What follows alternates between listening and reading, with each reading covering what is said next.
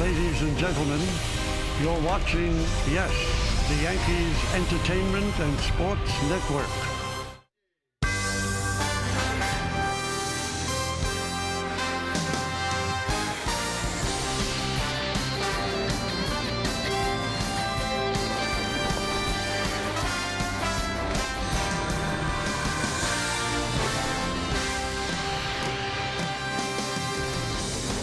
It's a beautiful day here in Oakland, California. Great day to escape to the ballpark. All kinds of ways to get to the Oakland Coliseum. You could drive or you could take BART. The last stop here is the Oakland Coliseum. As today, Hyundai presents the Sunday game of the week. It'll be the Yankees against the Oakland A's in the final game of a 4-game series from the Oakland Coliseum here in Oakland, California. Hi, everybody. Ken Singleton along with John Flaherty. The Yankees have been on a roll. They have won 4 straight ball games on this road trip, and today they're going to try and finish this trip up in style with another victory. And lately, Flash, it's been the starting pitching that's gotten the job done for the Yankees. Yeah, Kenny, anytime you get on a winning streak, it usually starts on the mound. And Nathan Eovaldi, that final game in Arizona, was dominant for 6 innings. The power fastball, the quality split finger. Yankees start this winning streak in Arizona. Ivan Nova getting an opportunity in the rotation. We all know he's a sinker ball pitcher. He had a good one here in Oakland to start off this series, and the Yankees pick up another win.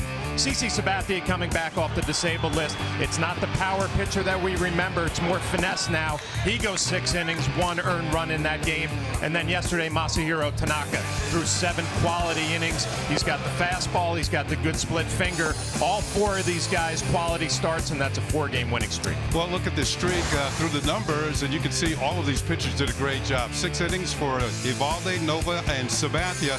Tanaka went 7 yesterday. All 4 of them allowed just 1 run in the ball game. Well, keeping with the pitching theme, Michael Pineda gets the start for the Yankees today, and he has been struggling. Let's check out our pitching matchup brought to you by People's United Bank NA. See what know-how can do for you. Jesse Hahn will get the start for the A's in the final game of this series. Pineda will go for the Yankees, and the numbers aren't good. 1-5 with a 6.60 ERA, and after his last start in Arizona, Yankee pitching coach Larry Rothschild, well, he was almost at a loss for words. It'd be easy to sit here and say it's going to turn and things will change, but it's too long. We're almost a quarter way through his starts. So we need that straightened out, and you know, especially from the stretch position, because he's got a chance to be a really good pitcher here. And I still think he will be. And he's going through a major bump in the road right now. We just need to get it straightened out. Well, Flash, what does Pineda have to do today to turn this thing around? Well, it's pretty easy, Kenny. I mean, he's got to do a better job throwing his slider, especially with 2 strikes. The numbers are baffling. 9 strikeouts in his last outing in 5 innings, but he also gives up the 5 runs. Larry Rothschild talked about it. Out of the stretch, things have to get better for Michael Pineda, and there is a sense of urgency around the start this afternoon. Well, after this game this afternoon, as the Yankees will close out this series, they'll be flying back to New York. Will they have a 5-game winning streak going with them? Stay tuned. Lineups, first pitch, baseball, coming up next.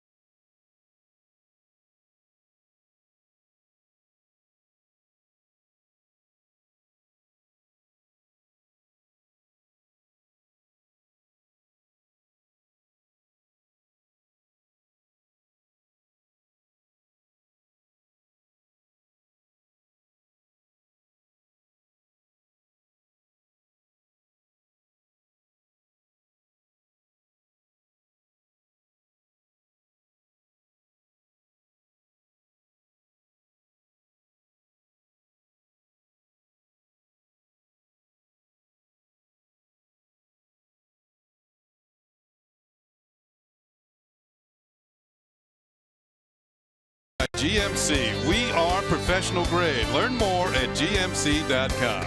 By JetBlue. Enjoy the most awarded customer service in the sky. And by Honda. Start something special with a great deal on a Honda. Now at your Honda dealer.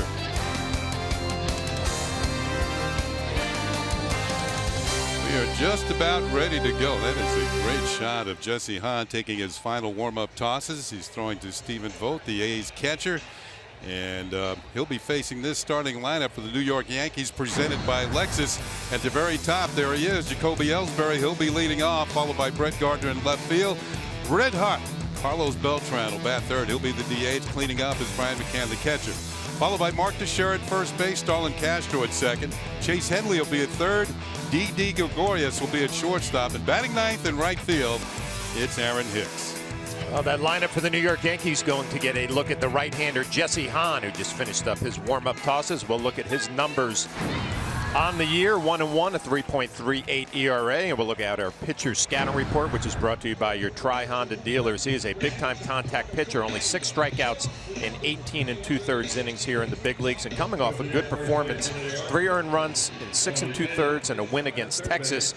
And he's from Connecticut, so an East Coast kid, trying to get it done out here on the West Coast. Yeah, he was born in Norwich, now lives in Groton. And big right-hander, 6'5". He's 0-1 in his career against the New York Yankees. He lost to the Yankees May 30th last season right here in Oakland. Worked 6 innings, 7 hits, 4 runs. 3 of them were earned, a walk and 4 strikeouts. The Yankees won that game by a score of 5-3. Ellsbury's ready to go. He had a 6-game hitting streak broken here yesterday, but he's been trending in a positive direction. 3 for 13 in this series. He scored a couple runs and driven in 2. First pitch of the game, he swings at it and fouls it back and out of play. First pitch. Just another beautiful day for baseball here in Oakland, as the Yankees trying to keep their winning ways going and make it 5 in a row. The 0-1 pitch, and that is inside for a ball, 1-1. One of the things that big news here in Oakland today, Sonny Gray went on the disabled list. Sore trapezius muscle, had a cortisone shot after his start the other night, and now he's on the DL. The A's ace. That pitch is in there for a strike, and it's 1-2. It seems like for 3 days, Kenny, we've been talking about the disabled list for the Oakland A's. Josh Reddick went down, now Sonny Gray, and some brand names for Bob Melvin's club. Yeah, he's going to be managing the Nashville Sounds pretty soon. The pitch is fouled off. A lot of the players that have been called up from Nashville. And, you know, I didn't realize it, but Nashville is in the Pacific Coast League. That doesn't sound right to me. Nashville's in the middle of the country. So they've had to make a lot of adjustments here in Oakland with a bunch of injuries of late. The 1-2 pitch, and Ellsbury pops it up. Yonder Alonso, the first baseman, is there. He's got it, and there's 1 down. Let's check out the rest of the A's on defense, presented by Geico. Let's go to the outfield. It's going to be Crisp in left, Burns in center, and Smolinski in right. Valencia, Semien, Coughlin, and you saw Alonso at first base. Stephen Vogt doing the catching for Jesse Hahn. 13 A's on the disabled list, most at one time since 1979. I'll tell you, that's a long time ago because I was playing then. Here's Brett Gardner. In fact, we were going to the World Series that year, if I remember correctly. Like I said, it's a long time ago. Here's Gardner, and he'll take a pitch for a call strike.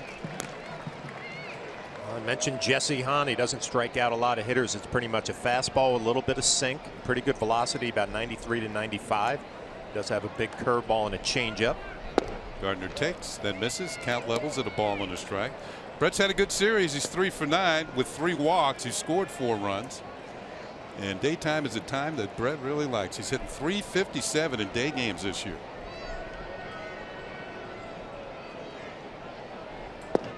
That's a strike, and it's 1-2. He must love those early wake-up calls. Well, Brett getting a look at everything right there. Big 12-6 curveball followed up with a changeup.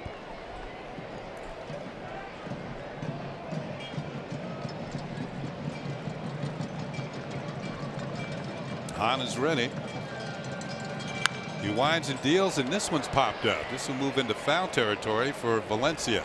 And he loses it in the sun.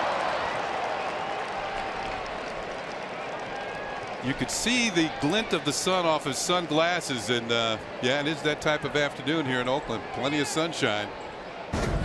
Well, we talked about the Oakland A's, not a very good defensive ball club. You can see Valencia raising his hands, has no idea where that ball is. Brett Gardner catches a break. From Yes Mo, which is brought to you by your Mercedes-Benz Tri-State dealers. Gardner swings, bouncing ball to first. Looks like no harm, no foul here as Alonso steps on the bag, and they're 2 down. Well, today's injury report brought to you by Montefiore, doing more in state-of-the-art health care.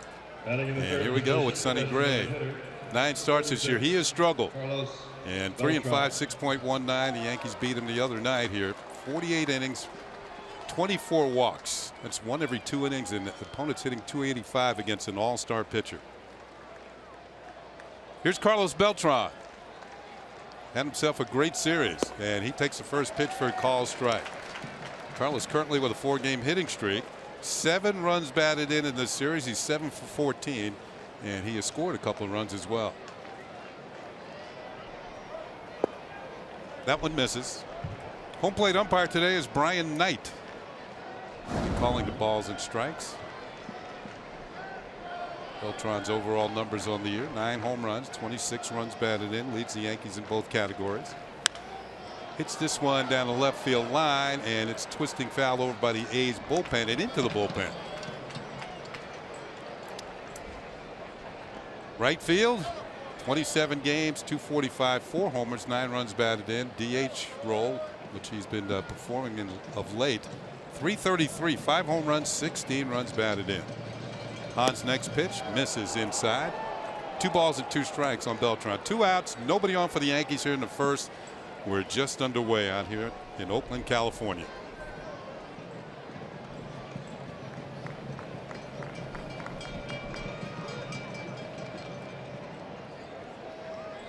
The infield shifted along to the right. Beltran, we've seen him go the other ways various times in this series. It's ground ball to the right side. Alonso been involved in all 3 plays this inning. That'll do it. Yankees do not score here in the first against Jesse Hahn. It's on to the bottom of the first.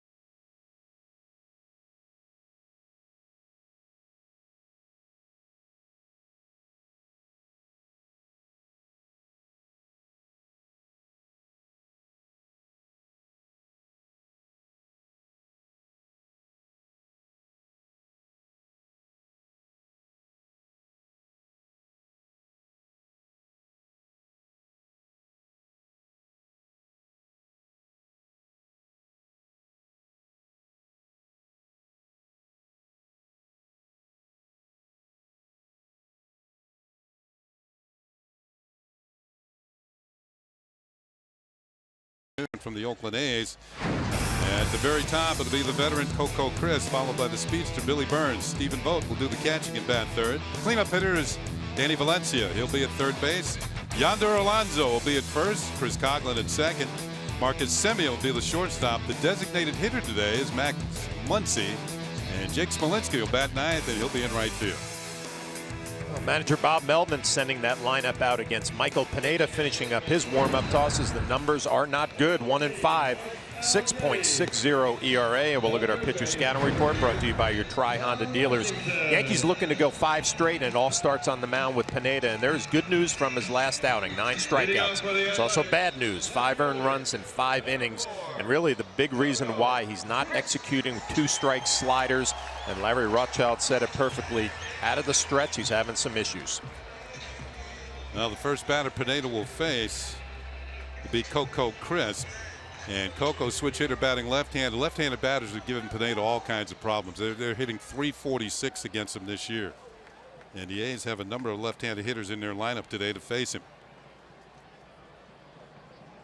Chris, 3 for 12 in this series. As Pineda deals, and the first pitch is right in there for a call strike. Well, Kenny, I appreciated Larry Rothschild's honesty. Yeah. You know, in some of the comments that he gave the media after Pineda's last start, there is a sense of urgency to get Pineda straightened out. What do you say? He's a quarter of the way through the season. Yeah.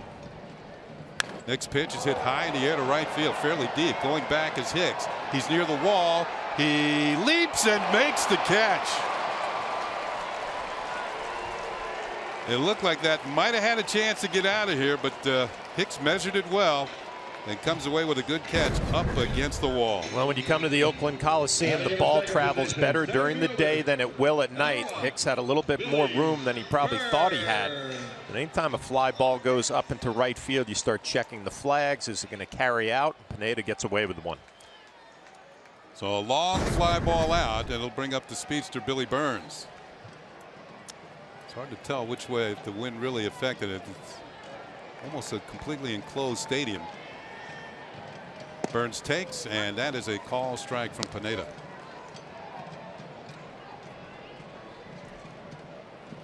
So the ones in right field are blowing one way, and the ones out in left field are blowing another. So it's difficult to tell what's happening inside the stadium. Burns takes another pitch. That's in their first strike as well.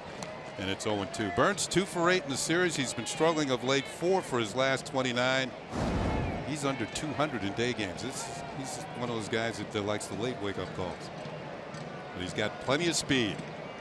You got to keep him off bases. That's upstairs, a ball and 2 strikes. On deck is Stephen Vogt, the catcher.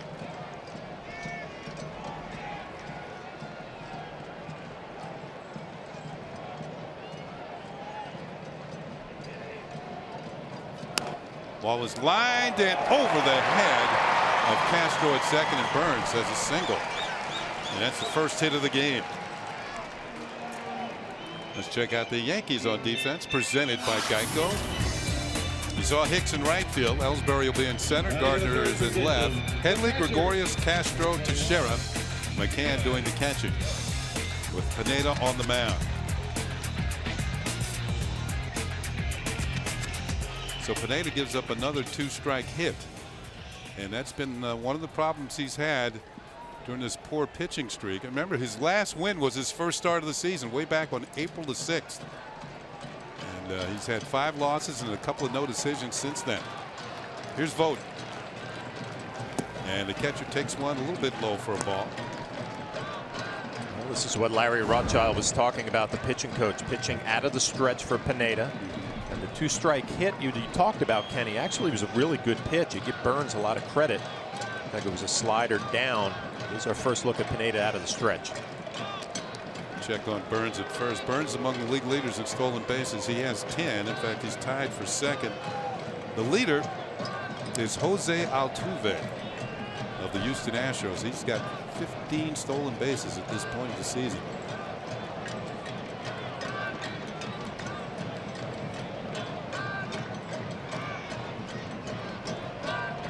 Throw to first. It looked like Burns was leaning a bit, and he gets back. And his game is speed. Usually those guys are where number 1, they're fast. Well, that's his game. You're right, his speed, but you'd have to think it would have to be the Oakland A's game now. They're losing a bunch of guys in the middle of the lineup. Reddick is out. Davis is out this afternoon. There he goes. Here's the throw to second, and Burns is in there with a stolen base. His 11th of the season. The throw was a little offline.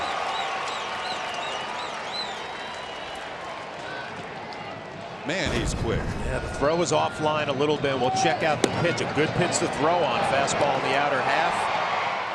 Burns just gets a good jump, and you mentioned, Kenny, plenty of speed.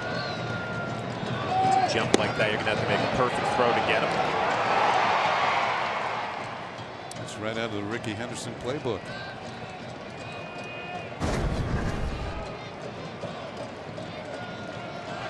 The 1-1 pitch to Vogt as Burns takes off and steals third base. Didn't waste any time, setting sail for third, and now has 12 steals on the year. Not exactly the start that Michael Pineda was looking for. Burns just gets a little hesitation, a little jump right there, and no play. So now he's at third with one out. The Yankees are going to leave the infield back with the count 1-2 on Vogt. Here's your head in the count 1-2. We'll see if he can bury a slider down. Vogt hits a ground ball to Headley. Only one play. He'll throw to first in the dirt. A great scoop by Teixeira for the putout. But on the play, Burns scores, and the A's take a 1-0 lead. Well, you really just take it for granted. Mark Teixeira, Headley giving a little appreciation across the diamond. Shaky first inning for the Yankees. A couple of stolen bases. Now the throw that's low. Mark Teixeira gets it done. Yeah, that was not an easy get. Usually those ones that short hop you right in front of you, those are easier. That one had a little upward tilt to it. So 2 outs, a run in for the A's, and it'll bring up Danny Valencia.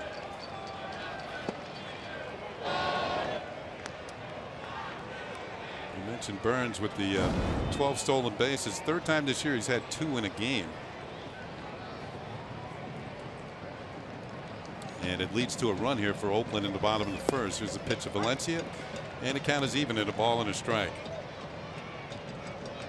So Pineda giving up a run here early. That's nothing new. He's allowed 33 runs this year, 21 of them in the first 2 innings. Good slider, swung on and missed. 1-2. It's almost like it needs another routine to get into a ball game. You know, just struggles here in the first. He paid no attention to Burns after he had stole second, and Burns is the type of guy you got to give him a double look or else he's going to go. Ball is hit on the ground, high hopper. Sunday hop for Headley. Throw to first is in time, and that's it. The A's pick up a run on 1 hit. At the end of 1, the Oakland A's have jumped out in front. They lead by a score of 1-0 over the Yankees.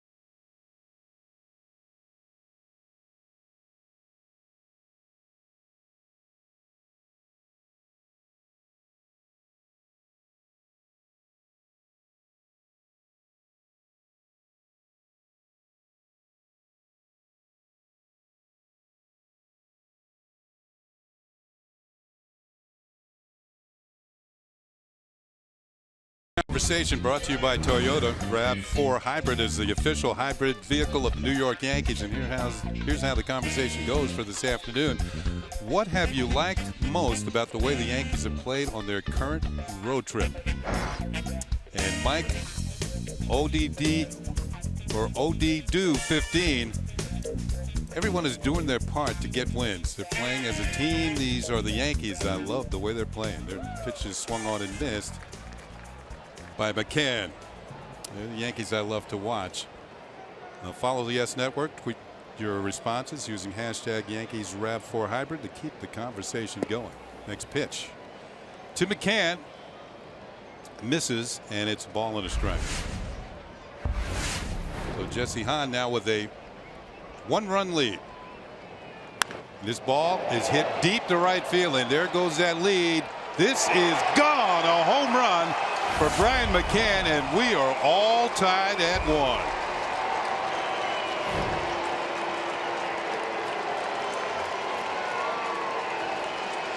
For McCann, his 6th home run of the lead, and the Yankees answer back very quickly with a leadoff home run here in the 2nd inning.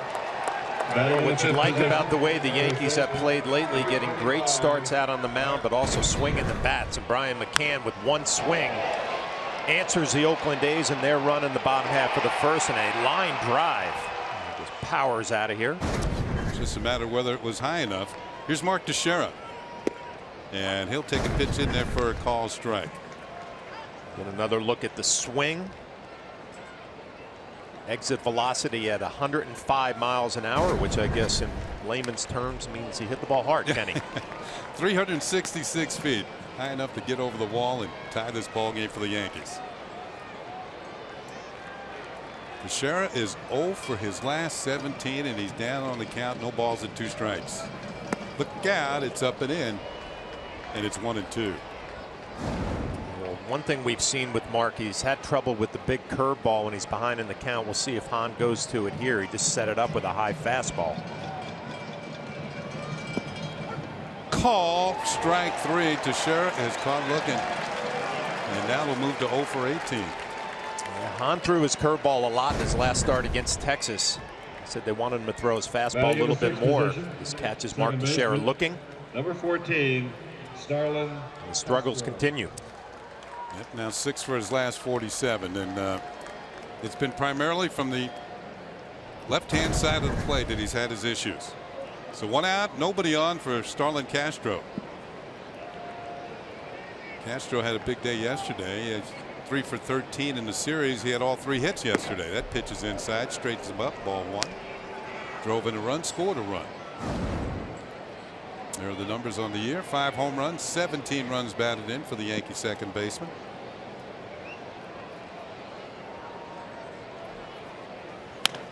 Hits one hard on the ground to second for Coghlan. And now there are 2 outs for the Yankees here in the 2nd. We told you it's a beautiful day. We'll check out the official game time weather presented by Bigelow Tea. And it's 63 degrees. 56% humidity, and the wind at 12 miles per hour, and mostly cloudy. I wouldn't say that right now. It's maybe partly cloudy. Here's Headley. It'd be a good day for a bike ride across the Golden Gate Bridge, wouldn't it?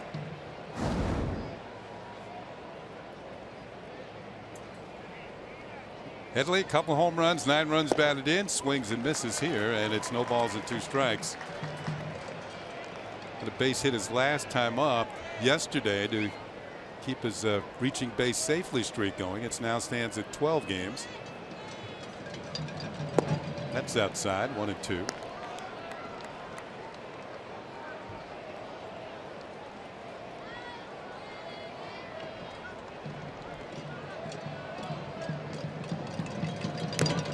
Foul tip, and this one goes all the way back to the screen. You can see Hahn feels good about his fastball coming right at Chase Headley. 4 in a row. Such an important game for the Yankees. You have a day off tomorrow. You try to finish off this road trip, enjoy your day off, and look forward to the Blue Jays coming to town. Off-speed pitch, swung on and missed. The ball breaks away from Vogt. He throws down to Alonso for the putout. That'll do it for the Yankees. But the Yankees tie it up with 1 swing of the bat. Brian McCann with a line drive home run. At the end of 1.5 innings of play, it's a 1-1 game.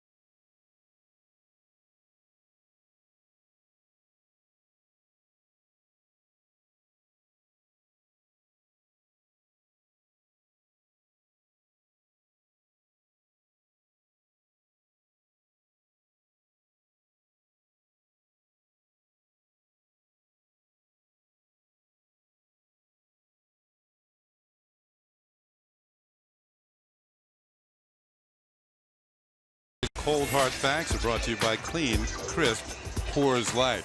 The Yankees and the A's on May 22nd, 1930 combined for 33 runs in a 20-13 Yankees victory, including the third and final career 3-home run game for Lou Gehrig. Take a look at the box score from that game. That's a lot of run scoring. We'll have that for you right after the pitch. Here's Yonder Alonso, the first baseman. Alonso had a base hit yesterday. His only hit of the series. He's 1 for 7. He won one game now as we go to the bottom of the second inning. And Pineda deals. That hits the outside corner for a call strike. Here's that box score. Wade Hoyt, the pitcher, went 0 for 1. Just about everybody else joined the party. Tony Lazzari had a big day. 3 runs batted in. Lou Gehrig drove in 8 runs that day. Did Babe Ruth hit a homer? Yes, he did. The Babe went deep as well. 1930.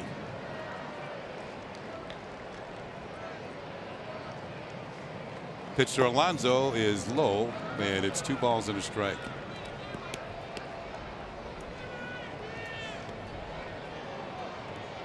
(20-13). A lot of sad pitchers after that day on both sides. Here's a call strike, and it's 2-2. Philadelphia A's won the World Series that year. They beat the St. Louis Cardinals.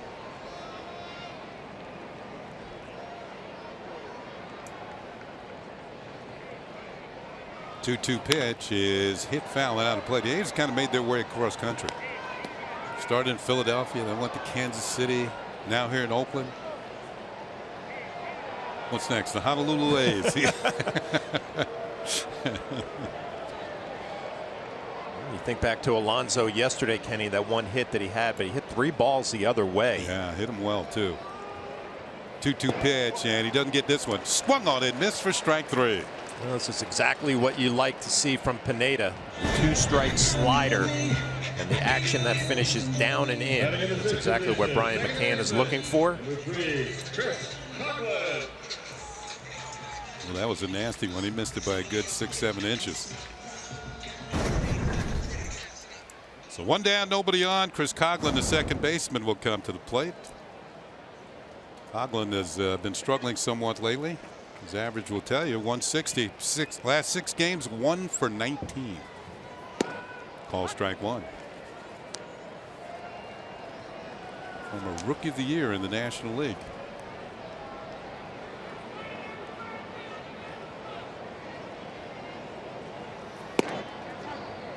That's high. Ball and a strike.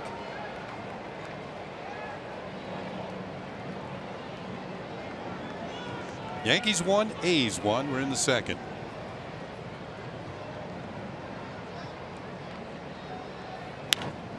Hit in the air to left field. Gardner coming over near the line, and he's in fair territory. He makes the catch for out number 2. So Coghlan is flying out to left. Now, we already saw in that area where third baseman Danny Valencia had problems with the sun. As the game goes along here, the right fielder late in ball games has problems. I remember those days. Sunglasses, eyes watering, even with the sunglasses down. Here's Marcus Semien, and he'll take the first pitch. It's poured in there for a strike. Pineda's ready to go. He's not messing around. Maybe that's a good thing. Here's the 0-1 pitch. Slider down and away, a ball and a strike. Semien, the only Oakland A to play in every single game this year. The Yankees have held him to a 1 for 11 in this series.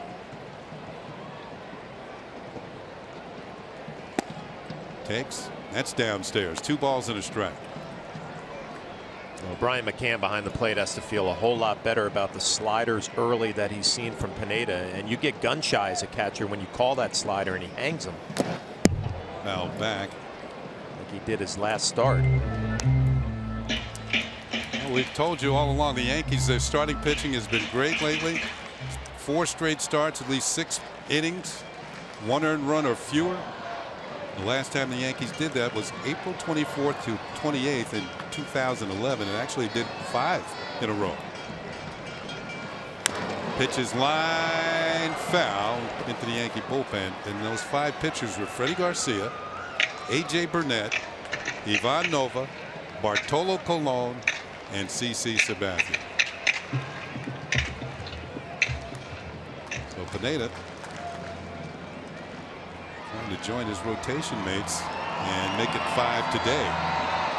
He's already given up the 1 run. There's no more margin for error. This pitch is hit high in the air to left field, fairly deep. Going back is Gardner. He's on the warning track. He leaps. He can't get it. Ellsbury backs him up. Semion's going to stop at second with a double. I think Gardner had a little more room than he thought. I agree with you, Kenny. It looked like he got to that warning track, see him looking up in the sun. He got to the warning track, looked like he was feeling for the wall. He had a few more feet than he thought. He starts his leap a little bit early. Ball go right off the wall. Semien with a 2-base hit. He's got 10 home runs. It's only his 2nd double of the year. Ellsbury heads up, comes over and backs him up. That would have been a triple if he hadn't done so. Here's Max Muncy, who's the designated hitter today. He was the 3rd baseman yesterday. And first pitch is outside for a ball. Muncy recently recalled from the minor leagues. That's what he did at AAA. 279 with 6 homers, 15 runs batted, good on base percentage. Just under 40% of the time he reached safely. There's Semien at second with 2 down.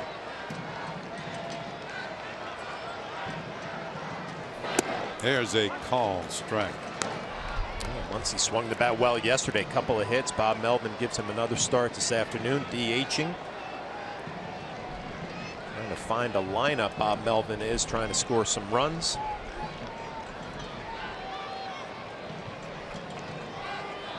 Pineda working from the stretch. John mentioned this has been an issue in the past. Once he takes inside for a ball, and he'll jump ahead on the count. 2-1. If you look at this inning, he strikes out Alonso to start the inning, then a fly ball, 2 quick outs, and then the double. Maybe a misplay by Gardner a little bit, but this is where if you're Michael Pineda and you have the type of stuff that you have, finish off this inning.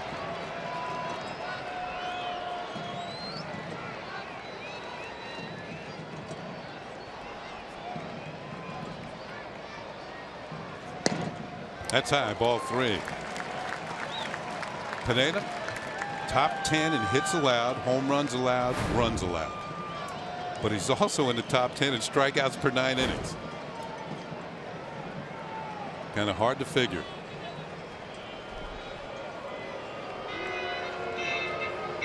Well, it's hard to figure for Brian McCann as well, Kenny. You know, you got a pitcher out there when he executes, he can strike out. He struck out 9 his last time.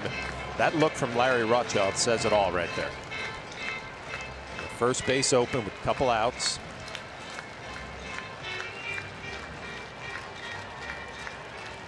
Rothschild actually had Pineda working from the stretch during his bullpen sessions in between starts.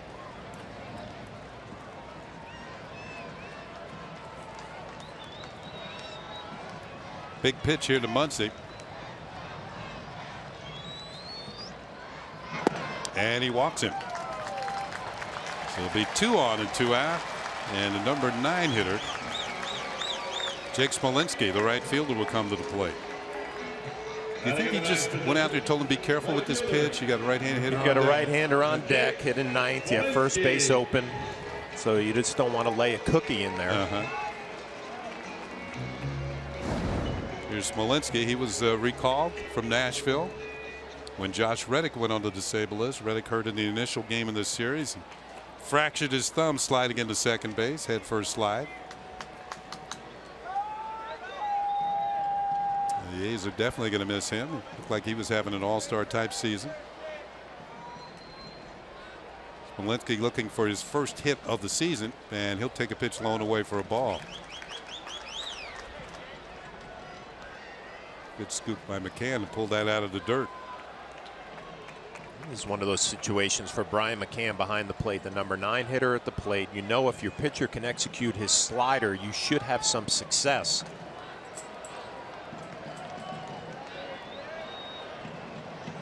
Two on, two out. The A's are threatening here in the bottom of the second inning in a 1-1 game. Ball is hit on the ground. Headley has it. He's going to go to short way to second for the force, and that will do it. Pineda pitches it around some trouble. At the end of 2, it's a 1-1 game.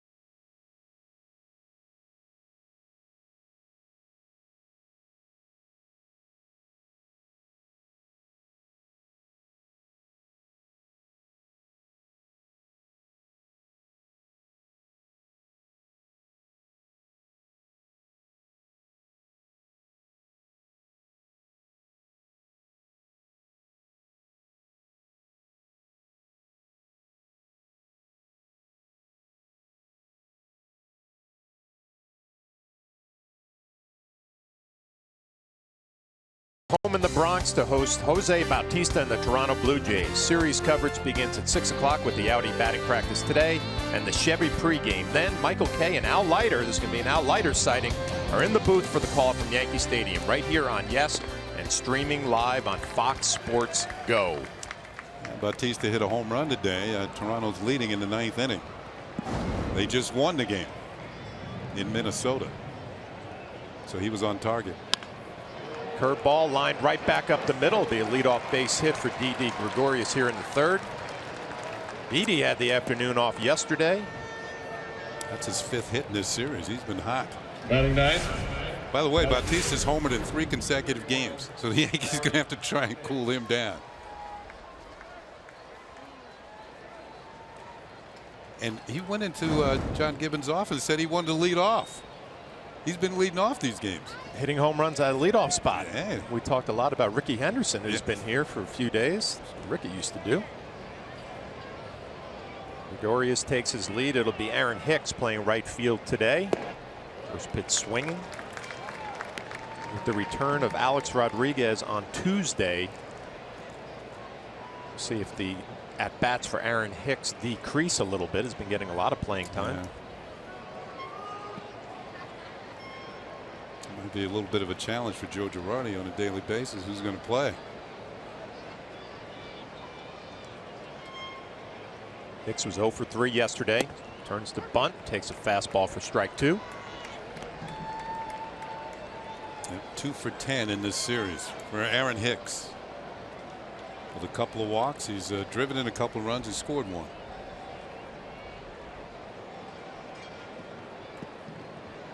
He's behind in the count here, 0-2.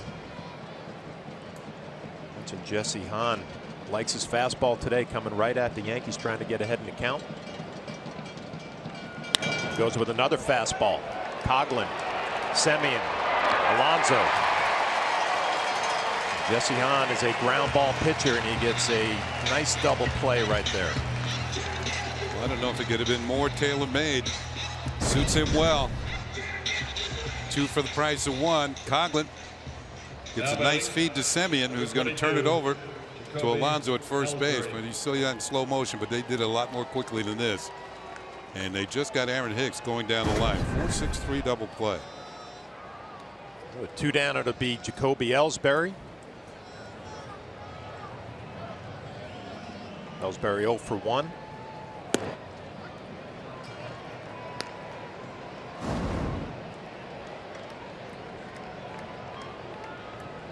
Jacoby over his last 23 games batting .313, so starting to pick it up a little bit.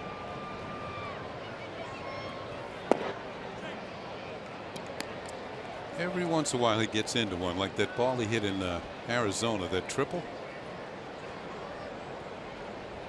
Off the 413 side in deepest right center field. Hits this ball well to right center field. You might have just called that, Kenny, because that one is gone. Jacoby Ellsbury, his 2nd home run of the year, and the Yankees take a 2-1 lead. Like I You're said, all over that. every once in a while. And I'm thinking with 2 outs and nobody on, he's looking for something he can jump on.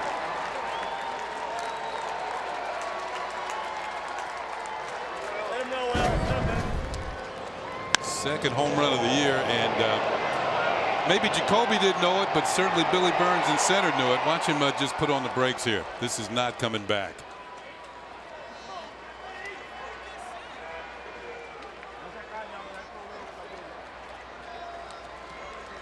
Great look from the side, a good extension, head down.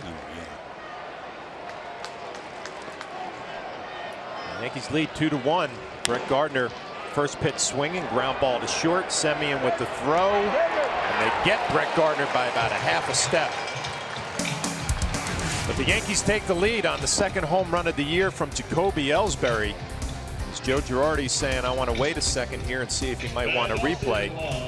That home run from Ellsbury, 431 feet. And there you see a look from the side. It looks like they just got Brett Gardner. Ellsbury's 2nd home run of the year gives the Yankees a lead.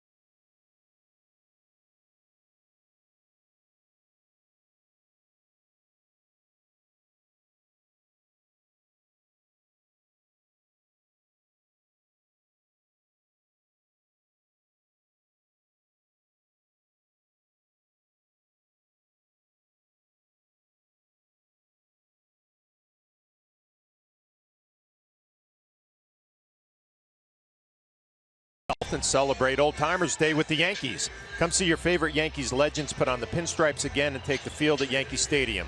Relive memories of your favorite former Yankees and make new memories with your family. Get your Old Timers Day tickets today at Yankees.com or by calling Ticketmaster at 877-469-9849. Michael Pineda back out to work here for the bottom of the 3rd. Yankees lead 2-1 on the Jacoby Ellsbury solo home run.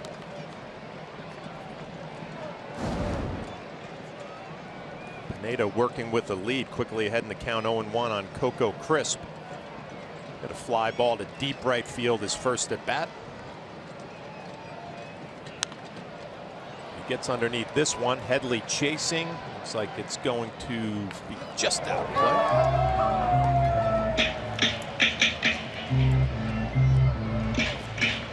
So much foul territory here in Oakland. Anytime you hit a foul ball, you feel like it's going to be caught. The A's average an AL low 3.3 runs per game at home.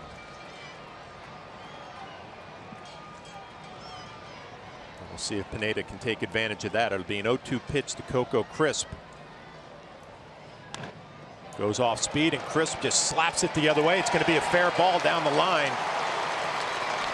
Coco Crisp will have a leadoff double here in the bottom of the third.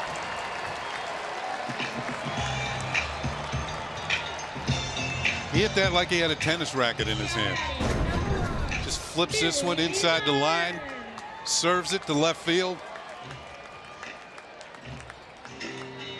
and picks himself up a leadoff double. It was a 6-game hitting streak.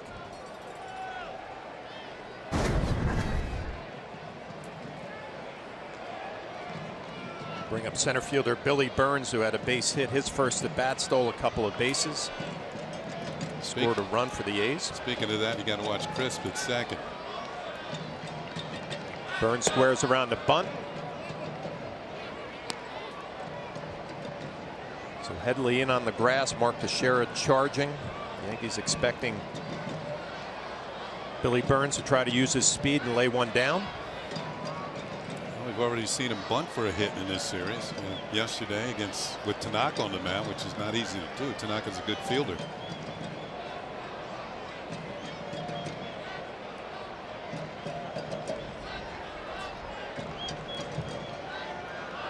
Just has not been easy for Michael Pineda. Has had to work in the first inning, had work out of trouble in the second. And now a leadoff double here in the third. 40 pitches already.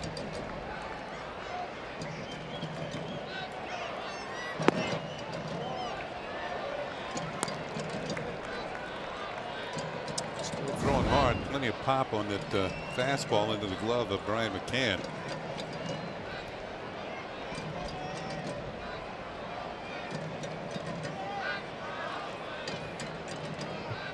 See Didi Gregorius behind Coco Crisp, shading Burns to pull a little bit.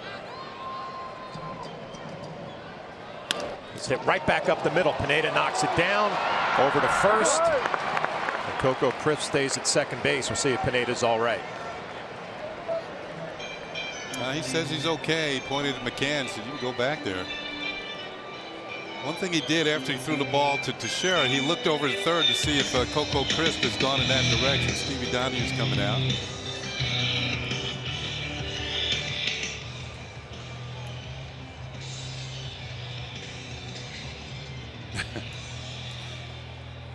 We'll take another look, Flash. Let's see what where it got him. It looked like it was a glancing blow off the side of his leg. Yeah. Whatever it was, you know how big Mike is. They might as well check the baseball. Forget him. Well, Pineda catches a little bit of a break as Coco Crisp is not able to advance to third. He starts and then stops. And Pineda doesn't really look at him until after he makes the play at first.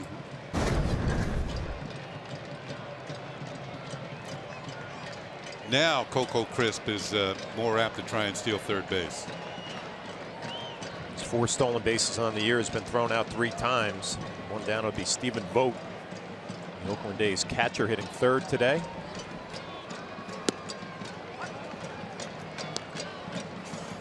Drove in the only run for the A's this afternoon with a ground ball to Chase Headley. Only his 8th RBI on the year. This was an all-star last year. Kind of had a tough second half. Off to a slow start here this year. He got off to a fantastic start last year. Every time he looked up, he was driving in 2 or 3 runs. Pineda quickly ahead in the count, 0-2.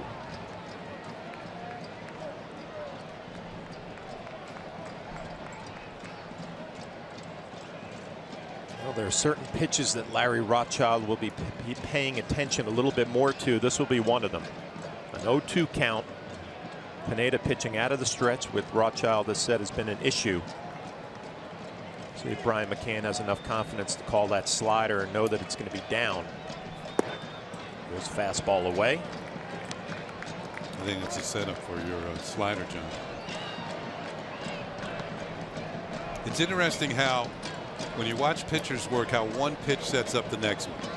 It's not like they're trying to throw every pitch right down the middle or right to You know, they waste pitches to set up the pitch that they want to get you out with. And if you're a hitter, you're smart enough, a good hitter, you're smart enough to realize that. See what it is, 1-2. Something off speed that was yanked down and in.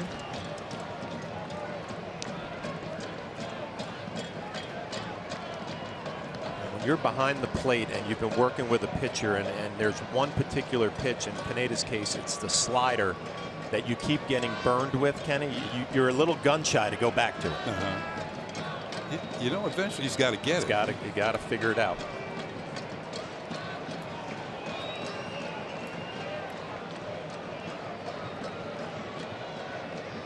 It'll be a 2-2 to vote. There's that slider down, perfectly executed. That's going to make a lot of people happy around the Yankees right there, especially the pitching coach, Larry Rothschild. Second strikeout, and this is the second time he's thrown that pitch. He threw one to Alonso, struck him out. Slider down and in, looks like a fastball in. You can see him just yank that slider, get the spin going. I'll tell you what, I bet you didn't look this slow to Stephen Vogt coming to the plate. A lot more action for him. Well, 2 down will be Danny Valencia. A ground ball to Chase Headley, his first at bat. Slider for strike 1. Things look a little better out of the stretch for Pineda this afternoon. He's had to work out of the stretch quite a bit. It's been in trouble every inning.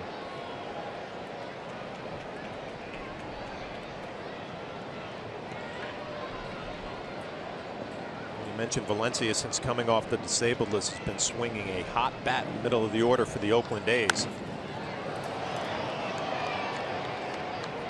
Made it again, quickly ahead in the count, 0-2.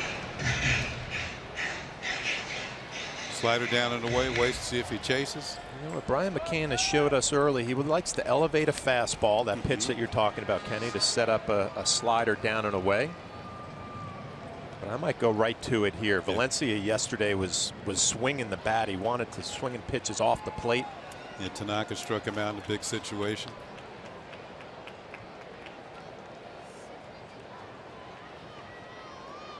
Brian McCann going through the signs with a runner at second base. Being 0-2 to Valencia. He goes with the slider and it's just off the plate.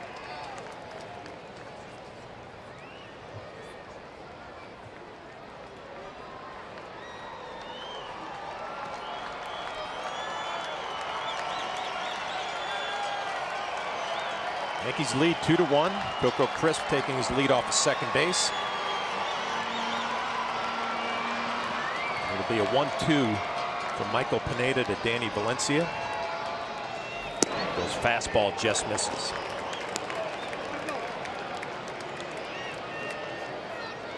Valencia has been with many teams. Start with the Minnesota Twins. He has jumped around the league. Boston, Baltimore, Kansas City, Toronto, and now Oakland, as well as Minnesota. 2-2, another good slider from Michael Pineda. Things looking a whole lot better in the bottom of the third for Pineda. He strands a leadoff double. The Yankees lead 2-1.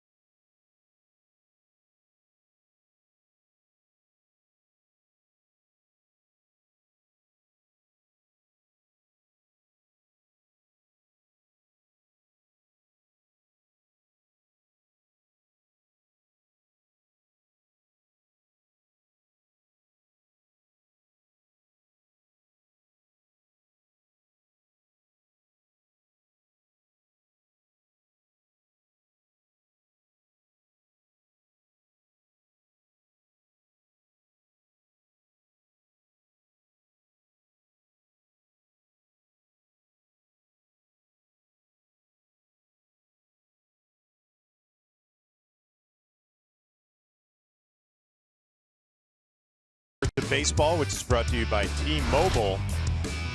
There's a red-hot hitter up in Boston, Jackie Bradley Jr., 27-game hitting streak, batting average over 400 during that streak. He did extend that streak today, didn't he? Yeah, he did. 44 for 98.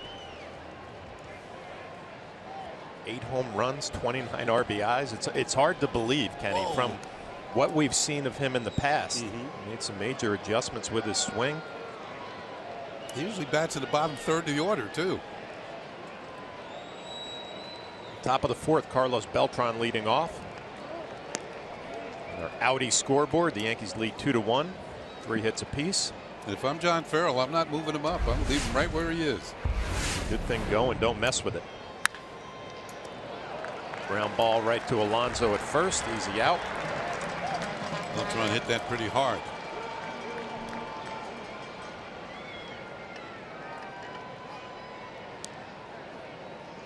Number 34. Pineda, who has worked himself Brian into a little bit of trouble. McCann. I like the slider that bottom half of the 3rd, Yeah, Kenny. they look pretty good. Picked up a couple of strikeouts with a man on second. One down to be Brian McCann, had his 6th home run of the year. 2nd inning. 18 RBIs now for Brian.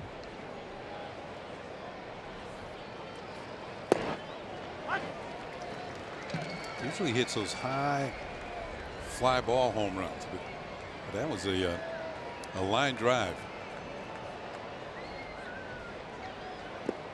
Curveball misses. You ever hear the term a home run is a line drive gone wrong?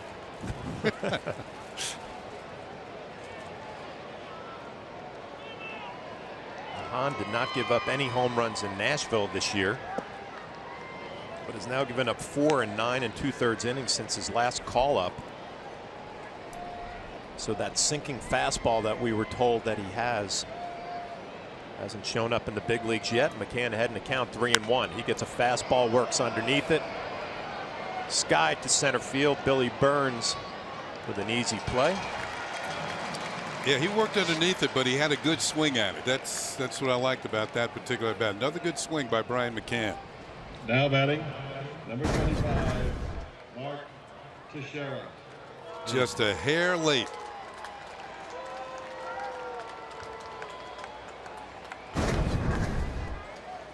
Two down will bring up Mark Teixeira, who struck out his first at bat.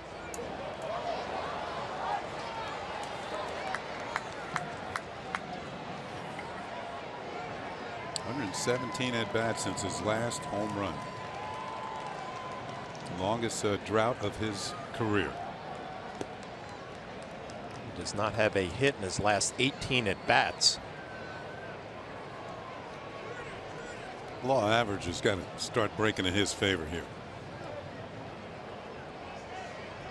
Well, the A's playing him to pull in the infield like most clubs do.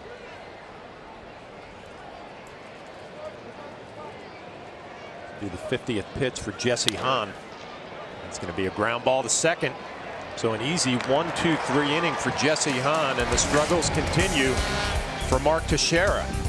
Yankees lead 2-1.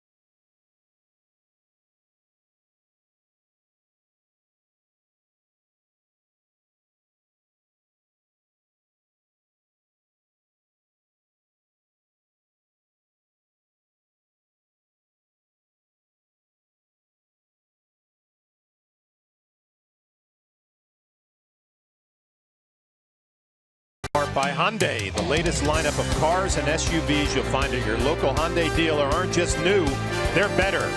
And by Heineken, open your world. And by your tri-state BMW centers.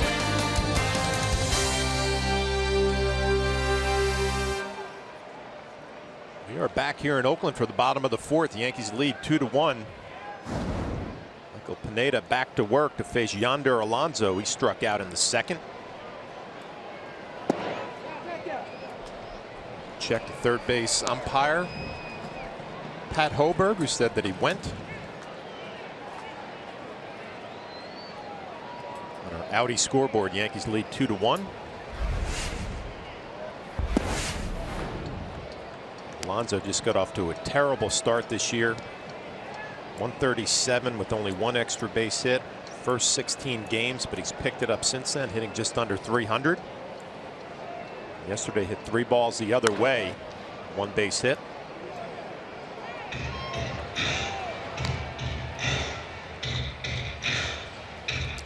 That's one thing I never did in my career. Never sat out in a bullpen. Ever? Ever. It looks a little crowded out there anyway. I heard there's great stories. Yeah, that's the thing I was just going to say. You find some very interesting conversations. And those gentlemen down in the bullpen, when they know they're not going to be in the game, they don't have their game face on yet. Looks like a sunglasses day out there, huh? Not for Dellin. It was a well-rested bullpen with the way the rotation has been performing lately. Good slider for strike 3 from Michael Pineda. Pineda has now struck out 4 in the ball game, 3 in a row. As he catches Alonso looking here.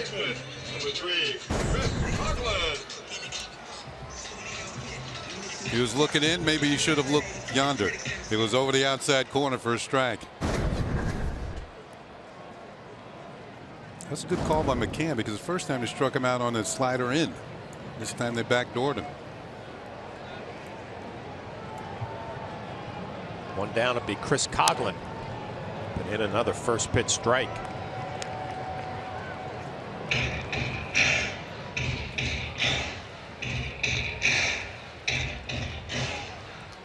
Coghlan hit a fly ball to left field his first at bat. Things look like they're settling down a little bit for Michael Pineda here in the middle innings.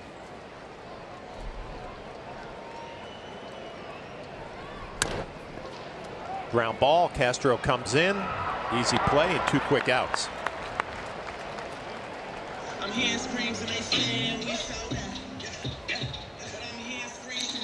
Looking for his first 1-2-3 inning if he can get Marcus Semien here. Semien with a double his first at bat. Well, he has improved in the field defensively with the work of Ron Washington and plenty of power, the 10 home runs. In the shortstop position. Pineda again quickly ahead in the count.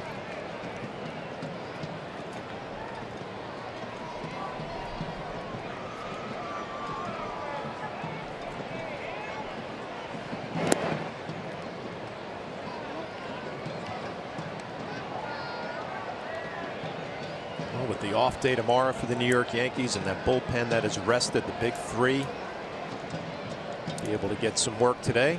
See if Pineda can continue. You know, the thing about it, once the Yankees get home, they start playing teams within their own division again. They've got Toronto coming in. Of course, the Blue Jays yesterday dropped behind the Yankees in the standings.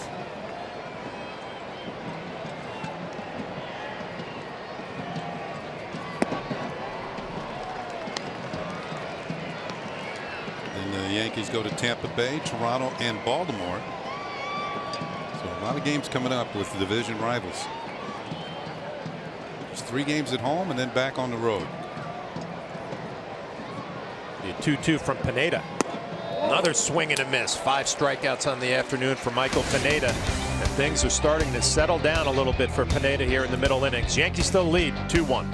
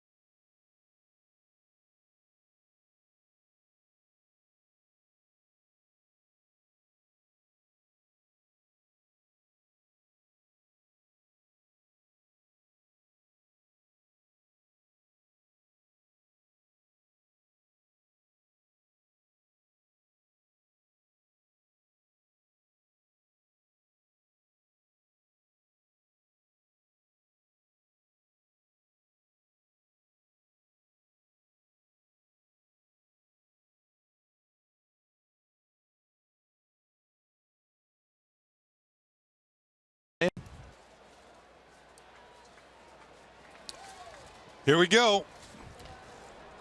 Starlin Castro on our Cadillac scoreboard. Yankees leading 2-1. Castro grounded out to second as Jesse Hahn deals a first pitch strike here in the 5th inning. Castro, Headley, and Gregorius for the Yankees here in the 5th. Castro now hitting .275 on the year. And he hits one off the end of the bat into short center field, and coming on is Burns, and he has it for out number 1. So Castro now 0 for 2. And it'll move it along for Chase Headley. Now batting. Headley's had 3 hits and 9 trips in this series. His batting average is, after a very slow start, has been inching upwards. Hits one in the air to left field. On the move is Crisp, and he's there to have it for out number 2. Hit hard by Headley, but Coco Crisp reins it in.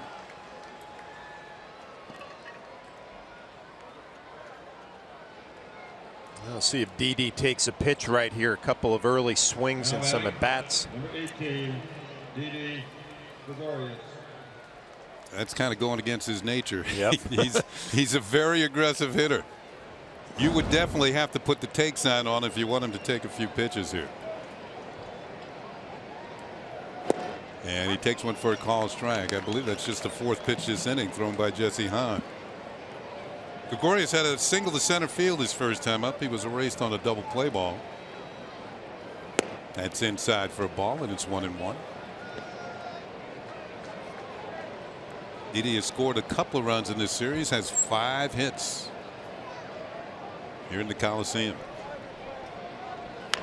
Fouls this one off. Well, just a regular day off yesterday for Didi. Joe Girardi saying he was beat up a little bit. Remember, he got fouled a few balls off of his right ankle.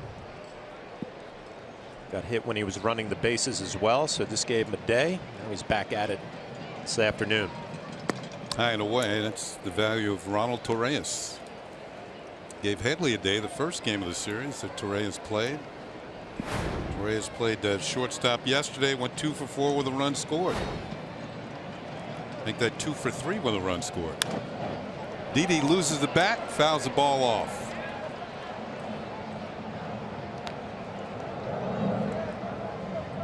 One thing you like about Didi when he takes his swing, his body is moving towards home plate. He's not falling off into like the Yankee dugout, and it gives him a chance to fight off some of these tough pitches that are away. Hits this one hard on the ground. Coughlin stops it, straightens up, throws, but it's not in time. Gregorius is now 2 for 2. This time an infield single puts him aboard. Well, you give credit to Didi fouling off a tough curveball that was away, and you give yourself another chance to see another pitch, and he slaps it right back up the middle. Coughlin with a nice play just to get there, but Didi runs too well. 2 for 2, and now an infield hit. And that will give Aaron Hicks a chance with 2 outs and a man on here in the 5th inning. You can see well across the bag. Didi now with the 6 hits in this series. That ball gets away from Vogt, and Didi Gregorius, I think his vision was blocked by both Hicks and the home plate umpire Brian Knight. Didn't see that the ball had gotten far enough away to advance. I think it's a good call, Kenny. Obviously the ball didn't go all the way to the backstop. Hicks hitting left-handed would have been in the line of sight for Didi. This is exactly what he's looking at. Hicks in front of him. Couldn't see the ball. I think the home plate umpire blocked him as well.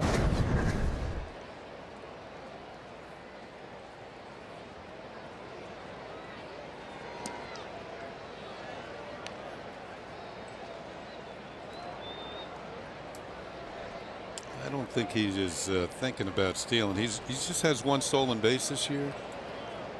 Give Hicks a chance to hit with a man on, and even if Hicks makes the 3rd out, you have Ellsbury leading off next inning. Not going. The pitch almost got away from Vogt again. He might have been crossed up on that one. Stephen Vogt has seen a few pitches that he has not liked right here. Jesse Hahn kind of yanking that fastball in. Catcher setting up away. No, he was not crossed up. Oak just wants to get him straightened out.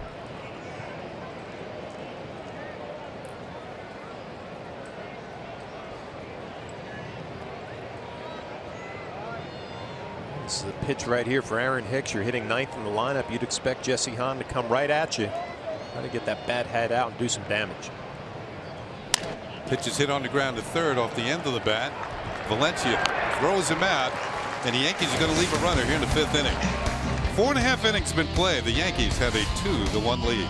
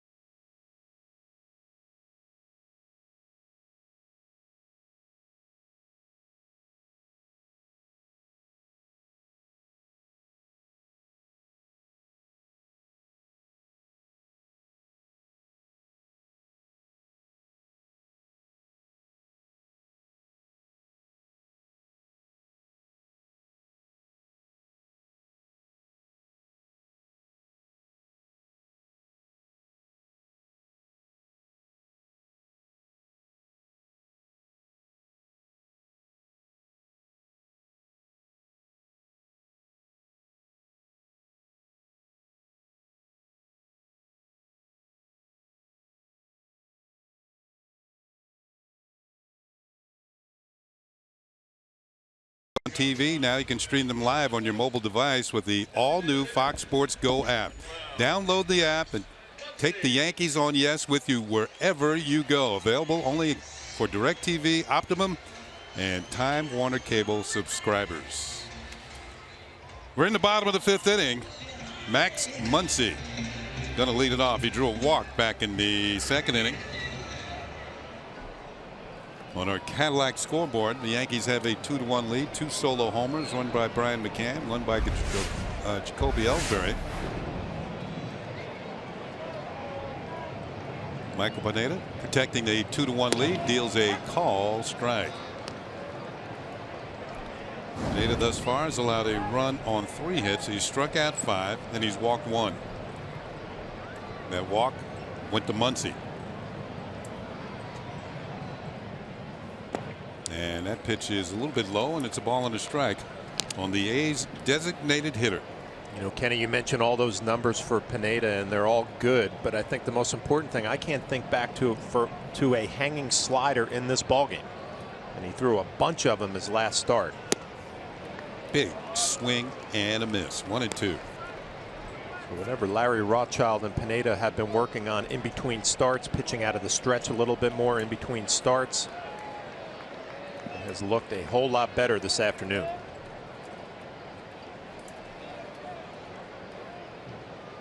One-two pitch, fouled back to the screen. Well, this is where you would expect that good slider down and in. He just threw a fastball. Muncy a little bit late. See if that'll set up a slider down and in. Pineda has struck out 4 of the last 5 hitters. There you go. He didn't get the swing and the miss, but he executed exactly how he wanted to. Missed down, caught a little bit of dirt. Brian McCann behind the plate has to feel a whole lot more confident about that pitch than he did the last time out. 2-2 pitch is on the way. And it's hit hard, line drive right to Didi at short. And there's 1 out. We'll take a look at that Pineda slider that we've been talking about. It has been a whole lot better today. Down and in, swing and a miss. Vogt, the same thing. Brian McCann backhanding it. This is exactly what it's supposed to look like. So whatever Larry Rothschild and Pineda have been working on, it has definitely gotten better today. Well, Meredith has more on Michael Pineda. Guys, I think there's no question that a little bit of this has been mental for Michael Pineda. He told me the other day that one of the biggest things that was happening when he was ahead 0-2 in the count is he was overthrowing the ball. He was thinking about it too much and trying to throw the perfect slider instead of just going about it like he did the previous pitches. So something that he's been doing today and something he said he had to work on was taking a deep breath, staying further back, and just making sure that the game is slowed down behind him. He's not letting it speed up on him. So you wonder if that's part of his success today. Well, let's hope so, as he's protecting a 2-1 lead, a slim 2-1 lead at that. Ball is lined in the left field, and this is going to be a base hit for Smolinski. That's his first hit since being called up from the minor leagues, and he's aboard with 1 out. Now back to the top of the order, and Coco Chris, who's flied out to deep right, and then doubled down the left field line.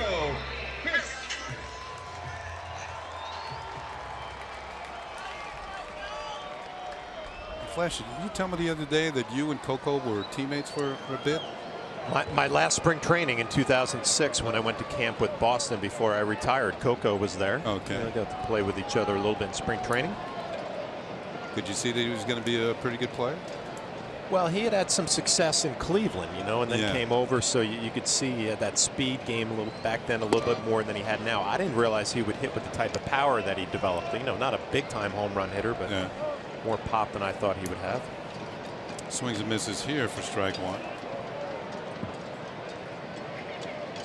Yeah, when I think of him, I think of speed.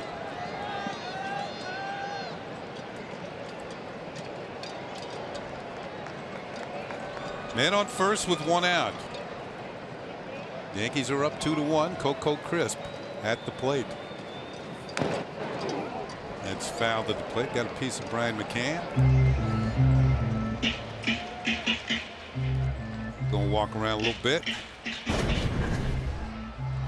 Again, it's that slider, and you're going to see the foul ball come up underneath. And Brian, a full day off yesterday, back at it today.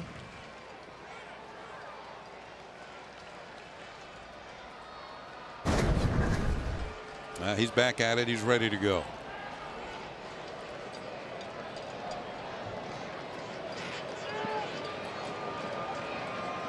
Pineda way ahead on the count. No balls and 2 strikes.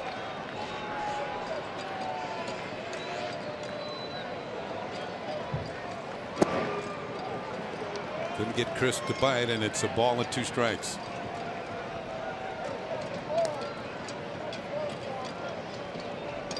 One thing about Pineda, his swing and miss rate is about 14%. That is the best rate in the American League. So he can. That's why he gets all these strikeouts, 10 per 9 innings. But it's the ones that they have been connecting on that have been giving him the trouble.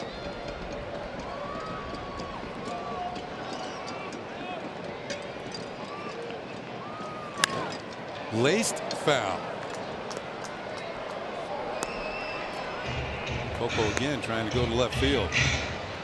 Looks to me when he gets 2 strikes, he cuts down his swing, and it's more in the slap mode.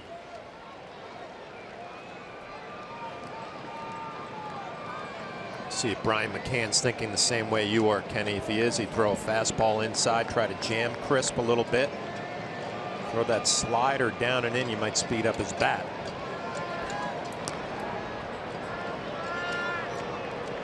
This is the 5th 0-2 count today. Or at least it was for Michael Pineda.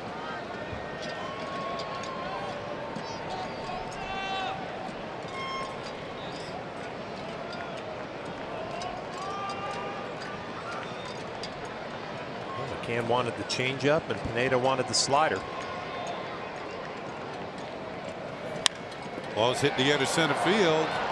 Ellsbury will range over and make the catch, and there are 2 down.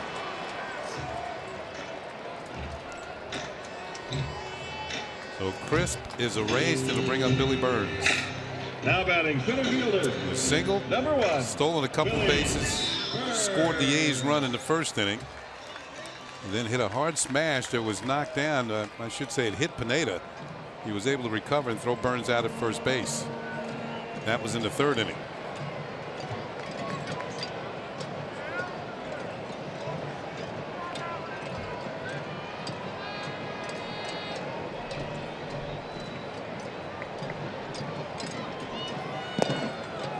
That is low and in the dirt, scooped out by McCann. We're going to get a new baseball put in play.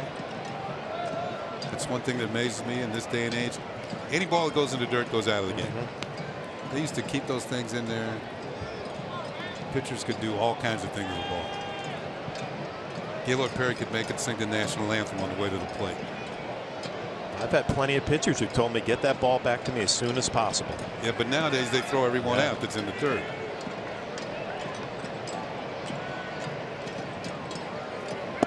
Outside, ball 2. David Cohn used to want those balls back. He knew what to do with a little scuff. Yep. Depending on how you held it, you get a bigger break on whatever pitch you wanted to throw.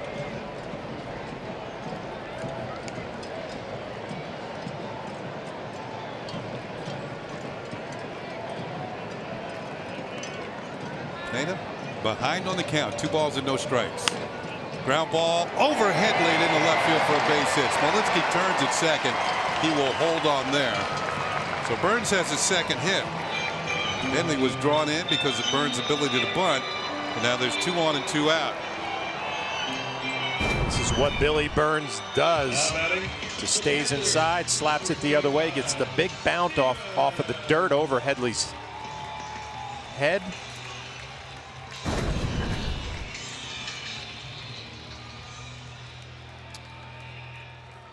So 2 on, 2 out, and bring up the number 3 hitter, Stephen Vogt, who since June 30th of last season is hitting just .233. We talked about how quickly he got off last year, but since then it's kind of slowed down.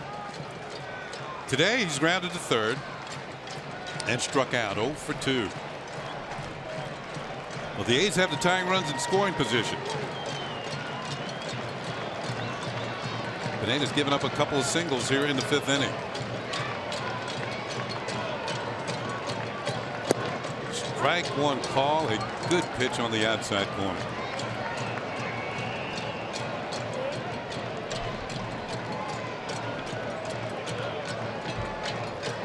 Pineda had a 1-2-3 inning last inning, but every other inning he's had to work to get out of a jam.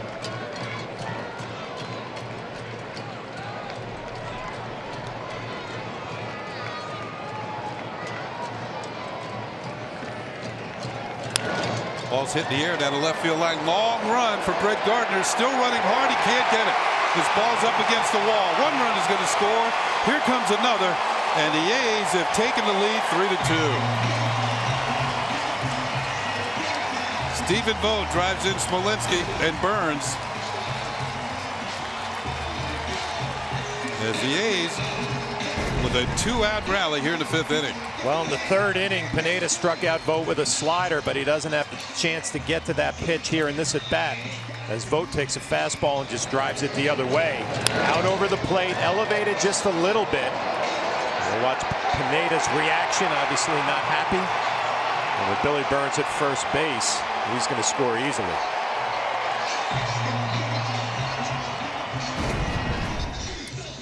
So Stephen Vogt, who hadn't been swinging the bat particularly well, comes up with a big hit here. His 8th double of the year, plates 2 runs for the A's here in the 5th inning.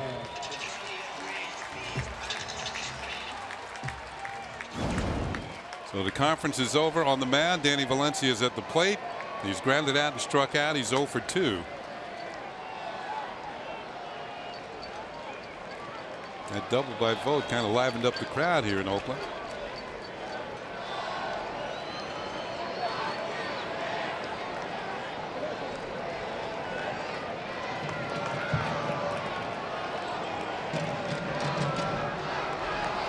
Swing and a miss. Strike 1 on Valencia. Vogt's driven on all 3 runs for the A's.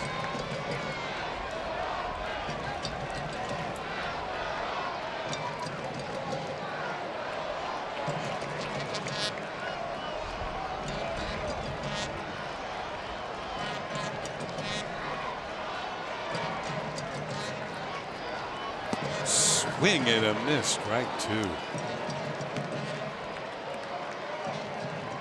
Pineda in the driver's seat, but he's given up two out runs here in the 5th inning.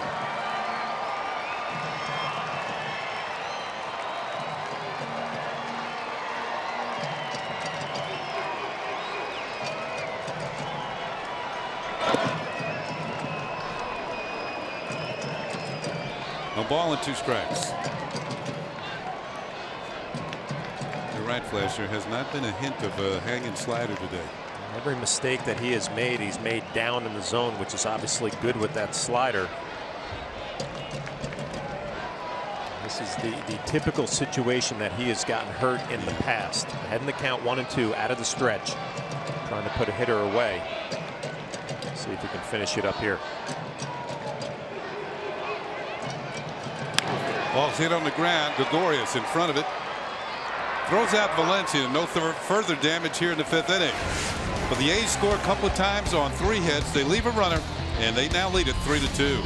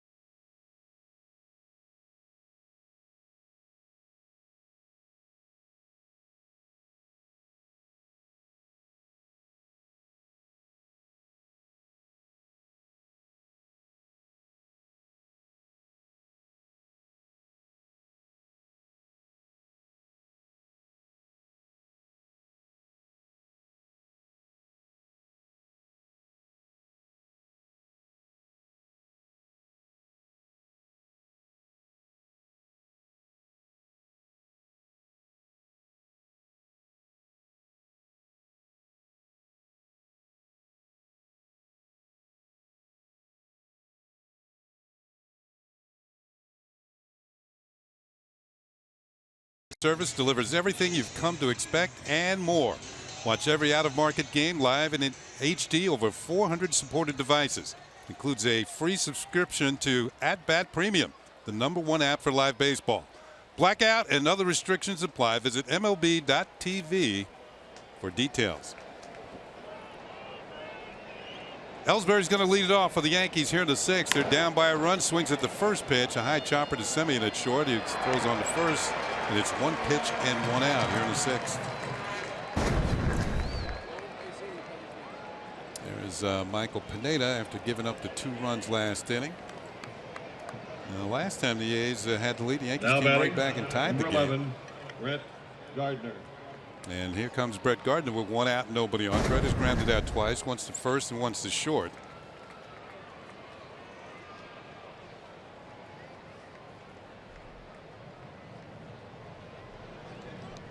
Once again, another pretty good crowd here in Oakland. Had 2 back-to-back very nice weather days. That pitch is in there for a call strike to Gardner. Brian Knight, the home plate umpire, shoots out that right arm.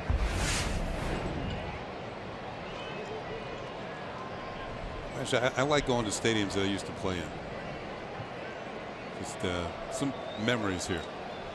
That pitch in there for a strike. How'd you hit here? You like hitting here? Yeah, it was okay. Yeah. You know, they had some pretty good pitchers. One thing though, Billy Martin left him in the games.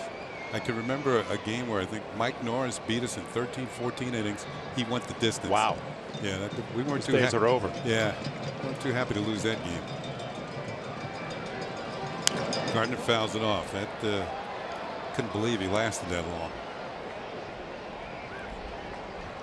It was a game. It was a season he won over 20. I believe it was 1980, and finished second in the Cy Young.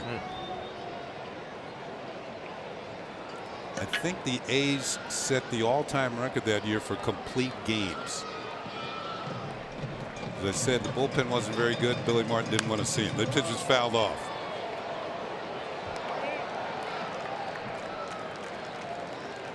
I was told before the game that Jesse Hahn was going to try to use his fastball a little bit more this game than he did his last time out. And he's shown his curveball and he's shown his changeup, but really it's been with number one, the fastball, all afternoon. There's a breaking ball, and it's lined into center field for a base hit. So Gardner has his first hit of the afternoon, his fourth hit of this series, and he's on with one out. We're going to take a look at our Jeep hitter scouting report for Carlos Beltran, a team leader in a lot of ways, but more importantly, the 9 home runs, 26 RBIs, and the numbers as a DH: 333, 5 home runs, 16 RBIs. As a right fielder, 245. And he's enjoyed his time here in Oakland. 4 doubles, 1 home run, and 7 RBIs in this series. 0 for 2 today. He's grounded out twice to Yonder Alonso at first base. And the A's have got their bullpen up here in the 6th inning.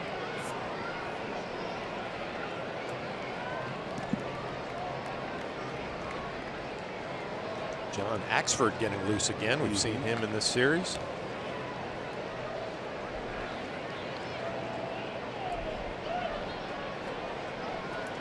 Ball is lined left center field. This is going to get down for a base hit. Gardner stops at second. Yankees are threatening. 2 men on with 1 man out here in the 6th inning. Beltran with his 8th hit of this series. Well, the numbers don't lie as a designated hitter. Really caught fire lately as Alex Rodriguez has been on the disabled list. Doesn't hit this awfully hard, but puts it in the right place, and the Yankees have something going here in the 6th. Yeah, Stephen Vogt went out to talk to Jesse Hahn, and now pitching coach Kurt Young is coming out, and it's going to give the bullpen a little bit more time.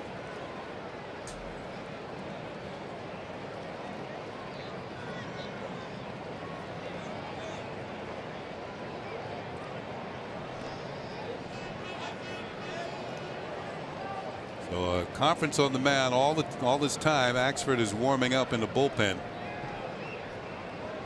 with McCann coming to the plate with 2 on and 1 out.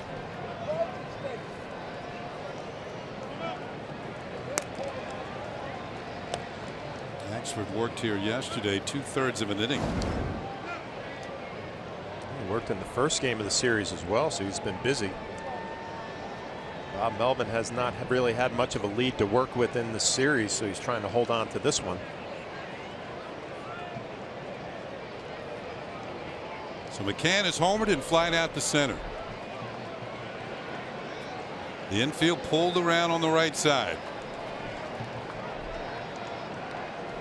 Swings at the first pitch and might have broken his bat. It's a foul ball into the seats in left field. I guess he didn't. By the way, John, the A's that year, 1980, they had 94 complete games as a team. It's almost hard to believe. Oh, it is hard to believe. Billy Martin would not take the starters out no matter what type of game they had going.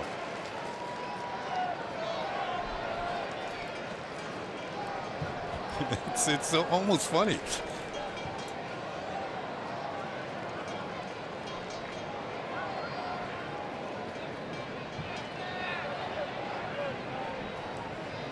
Pitch to McCann, and this is upstairs for a ball, and that's the most in the post-expansion era.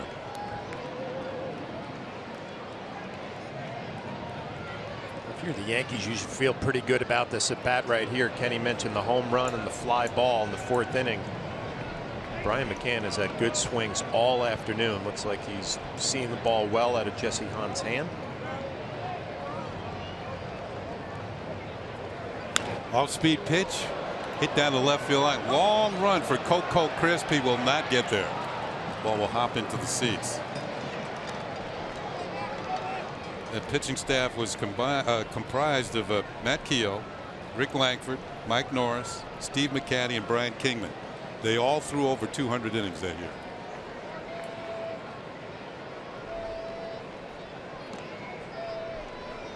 And they all had ERAs under 3.9.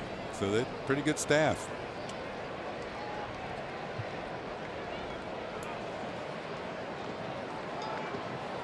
And they threw one of those five guys threw every one of the starts but 3 all year long. I don't know what happened to him the next year.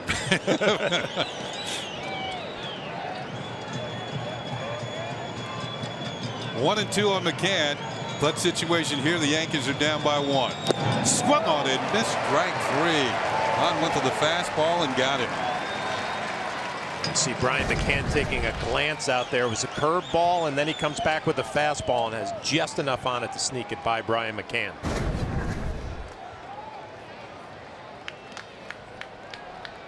And with that pitch, Bob Melvin's going to come out and take Hahn out of the game.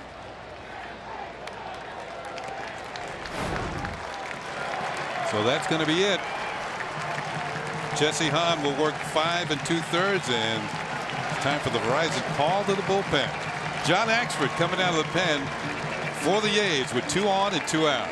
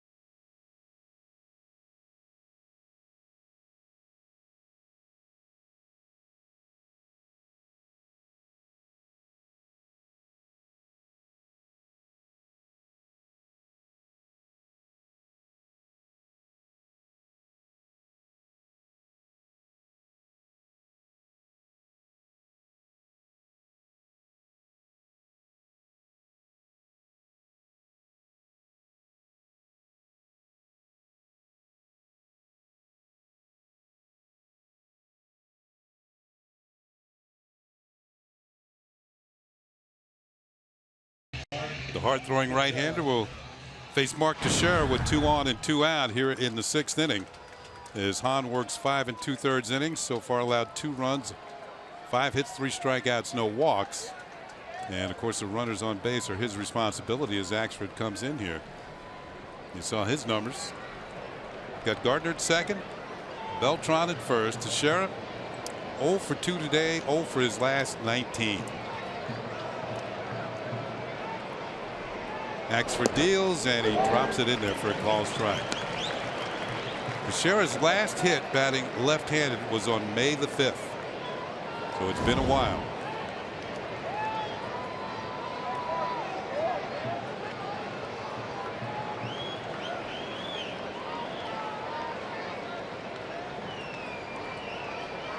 The runners lead.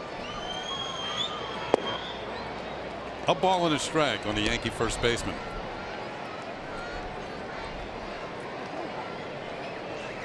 Five 2/3, 6 hits, couple of runs, 3 strikeouts, only 73 pitches. Maybe Bob Melvin thinking this is the 3rd time through.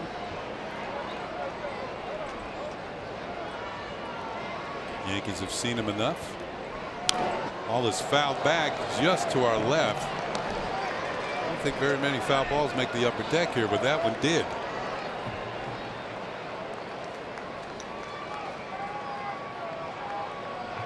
Mark going through a tough time offensively, and it always seems like you're behind in the count right away when you're struggling. Today he is struck out, grounded to second. Checks his swing. Count levels up at 2-2.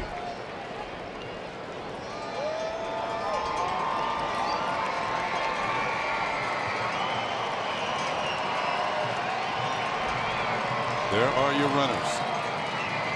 There's your hitter.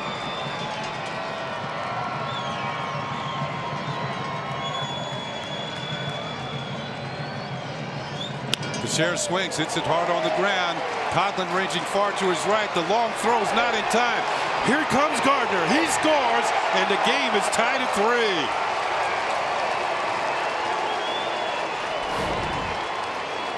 So they don't get Teixeira at first, and they don't get Gardner at home. Heads up base running by the speedy Brett Gardner. It's an RBI single for Mark Teixeira. Mark Teixeira will take, as you see Joe Espada waving Gardner around. Alonso takes the throw on the bag.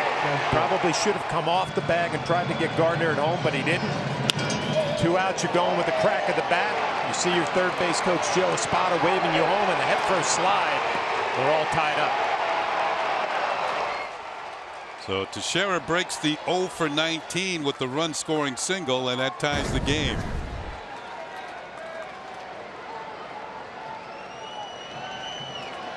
Two on, still 2 out, and here's the pitch to Starlin Castro, is low and away for a ball.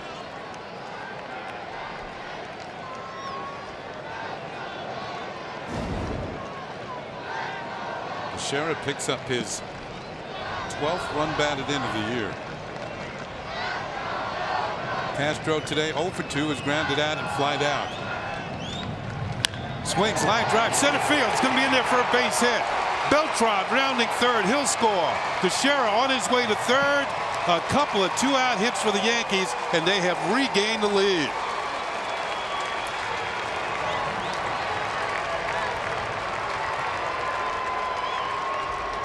I'm sure Bob Melvin did not have that in mind when he called John Axford out of the bullpen. And Jesse Hahn, both of those are his runs. So he's on the hook for a loss now. You love the fact that the Yankees answer right back in the top half of the 6th after Oakland scored 2 in the bottom of the 5th. And you're right, Kenny, the 2-out hitting from the Yankees has been huge in this inning.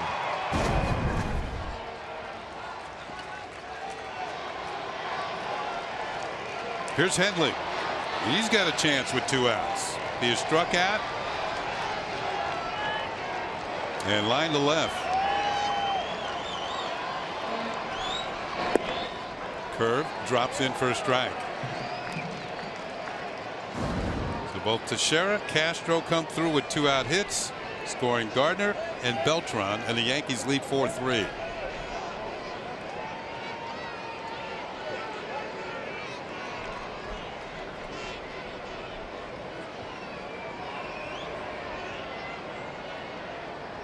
Castro back easily.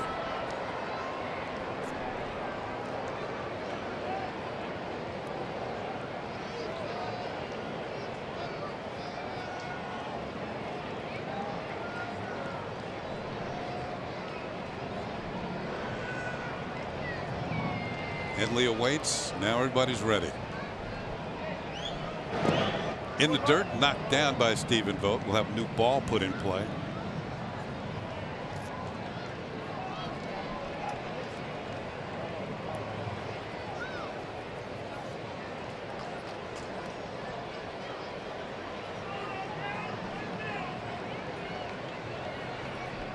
First and third, 2 down.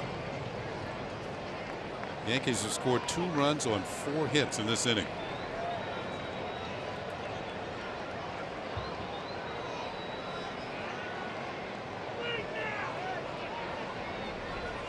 This ball's hit deep to right field, down the line. It's a foul ball. Headley very quick on the inside corner and just jerked it foul. Mentioned that Axford has worked a lot in this series. Looks a little short with his fastball today. Headley gets a fastball in just a little bit too quick. Yeah, this is his 3rd appearance in the 4-game series. Runner goes, the pitch is fouled back. Castro is on his way to second.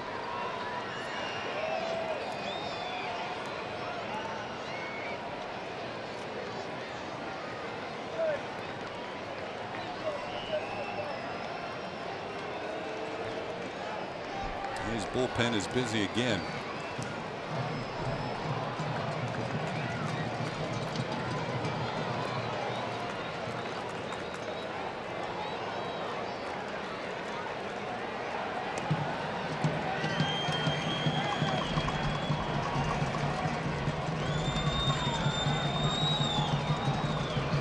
first, and the pitcher who's warming up is Colomb, and he was just called up today when Sonny Gray went on the disabled list.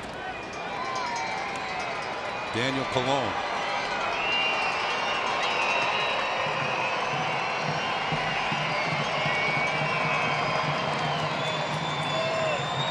Castro's going again. This pitch is inside and it hits Chase Headley, and that will load the bases. You know what? And it's a break for the A's if that pitch hit Headley, because if it gets by Vogt, Yankees have another run. So Headley's going to limp down to first base, and the Yankees have the bases loaded with 2 outs. And Didi Gregorius coming to the plate, and he's 2 for 2. And Chase Headley tries to skip out of the way, not able to do it. Axford is having his troubles here. Didi Gregorius. 6th inning, bases loaded. Another look on Yes Mo, brought to you by your Mercedes-Benz Tri-State dealer. Yeah, that would have been a tough block for Vogt. And you can see the reaction of Teixeira at third. Yeah, would have scored. Kurt Young out there again, and this is a situation where they're giving a reliever some more time to warm up. We saw it when Axford came into the game. So the Yankees have now sent 8 hitters to the plate here in the 6th inning. And 2 of the first 4 were retired. The last 3 have not been.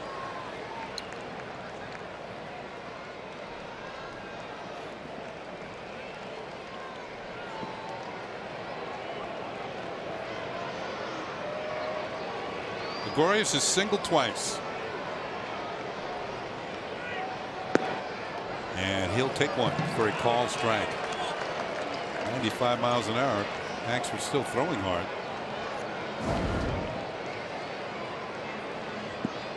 Didi's average up to 263. He's had a nice series, 6 hits. Jesse Hahn can only think of what might have been. All is pop foul, and Gregorius is in the hole. No balls and 2 strikes. Yankees trying to put this one in the win column. It would be their 5th win in a row. They would sweep this series. And the winner of this game today wins the season series. Remember, the Oakland A's swept the Yankees in New York. They took 3 in a row at Yankee Stadium.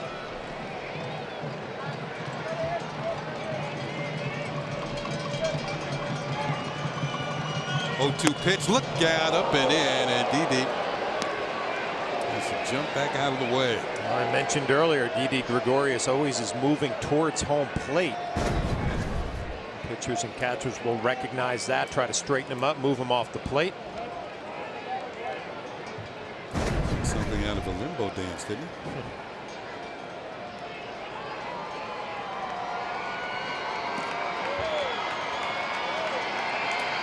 Getting everything back together. Steps in. Key situations. Bases full of Yankees.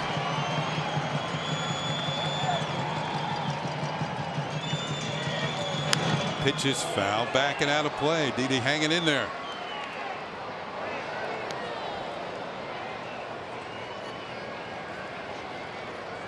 Yankees have retaken the lead with 2 runs here in the top of the 6th inning. And the legends, they're just saying this never happened to us.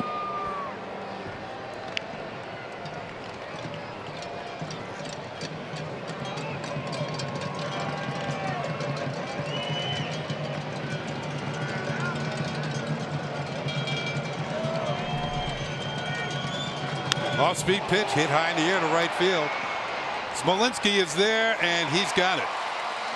And that'll do it. Well, the Yankees pick up 2 big 2-out hits. Mark Teixeira scores Gardner. And Castro will score Carlos Beltran. It's 4-2 Yankees.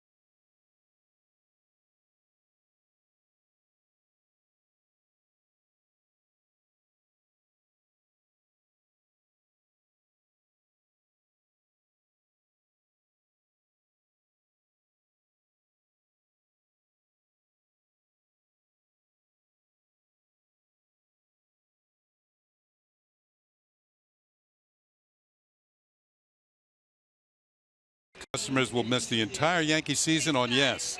There are other TV providers that carry Yes, including DirecTV, Frontier, PlayStation Vue, Fios, and Sling TV.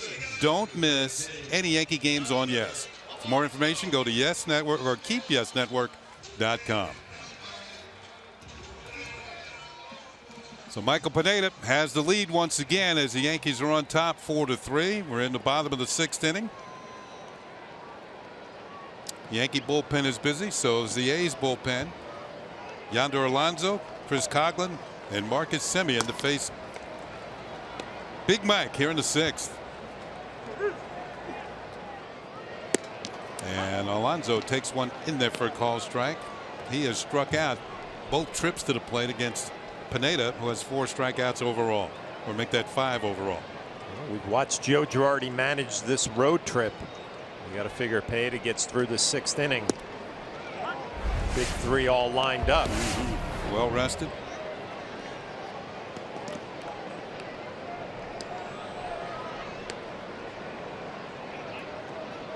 And there's a day off tomorrow. Yep.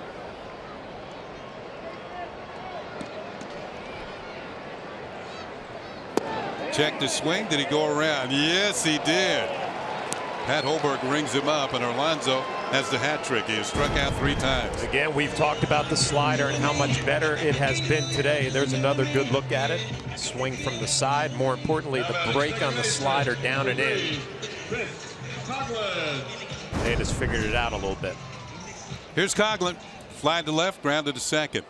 The A's second baseman working on an 0-for-2 afternoon. Thus far, Pineda's allowed 3 runs on 6 hits.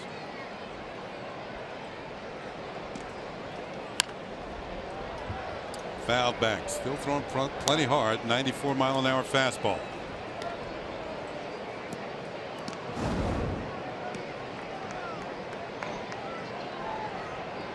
Sean Doolittle continues to throw in the A's bullpen, and leads you to believe he's coming in the ball game.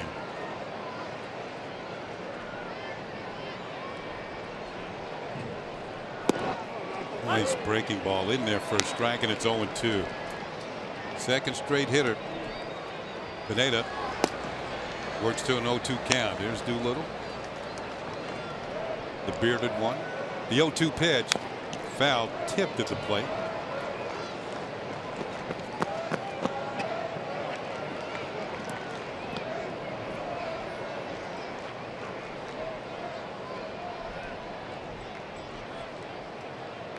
This might not be the new, but certainly the improved Michael Pineda today.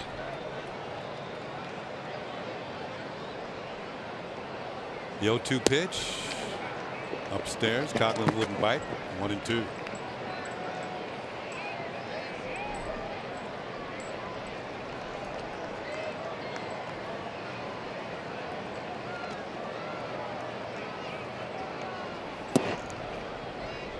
Wouldn't chase again. Slider downstairs. 2 balls and 2 strikes.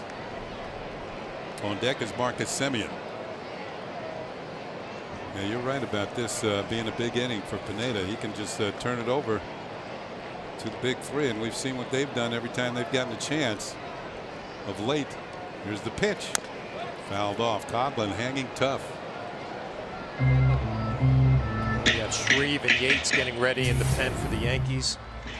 You mentioned that off day tomorrow. Even if they don't get in, it's not a bad thing to get a little work on the mound. 96 pitches for Pineda. He's getting down near the end of the trail anyway, isn't he? Yep. The 2-2 pitch. Ground ball. Castro throws out Coghlan. 2 down. And we'll bring up Semien, or will he not? Harry Rothschild's going to come out and check with Michael Pineda along with Brian McCann. Was there anything physically wrong?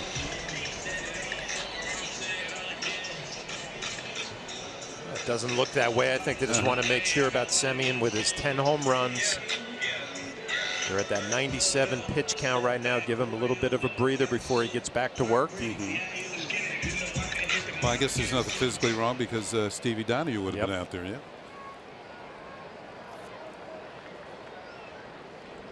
Might have told him, this is your last man. Put him away. And pitch per inning. His second inning was a rough one, so was the fifth. He's got a chance to have his easiest inning of the game here. He's thrown only 10 here in the sixth. Semien today has doubled and he has struck out. It's a high pop-up. Castro waiting for it to come down. They always do. He makes the play, and it's a 1-2-3 sixth inning for Michael Pineda. So on to the seventh. Yankees lead 4-3.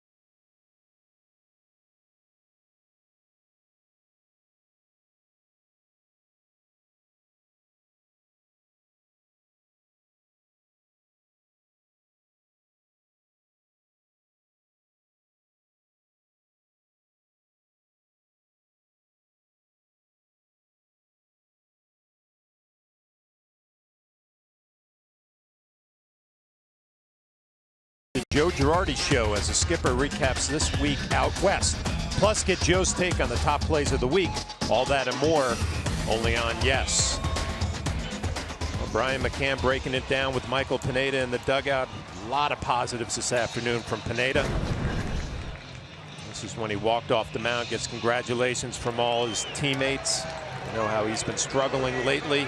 And they know how important he can be to this team, Kenny. Well, that's true, and you know he wanted to keep the line moving. The Yankees came in with the 4 in a row, and at this point he's in line to pick up the victory, and we've done a pretty good job here. The Yankees can hold on, and we see a different pitcher taking over to the Yankee pen. Well, we got a different pitcher for the Oakland A's as well, Sean Doolittle. His numbers: 22nd game, 3.12 ERA. Tied for 6th with American League relievers and games pitched. Pours a fastball right by Aaron Hicks. Dellin Betances getting loose in the Yankee bullpen. Just the way Joe Girardi draws it up every day. If I can get 6 from my starter, go to the big 3 at the end, you feel pretty good about it. Yankees lead 4-3 on our GMC scoreboard. 8 hits for the Yankees, 6 for the Oakland A's. There's a couple of big 2-out hits in that top of the 6th inning to give the Yankees the lead. One by Teixeira, one by Castro.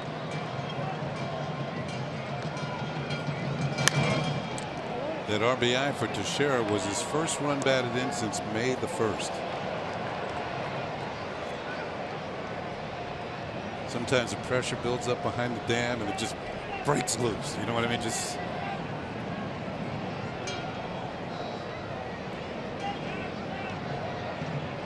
Tex, of course, was very elated after getting that hit and driving in the tying run. Hicks hits his ball hard. It's going to be a base hit going the other way to start the 7th inning. His first hit on the afternoon.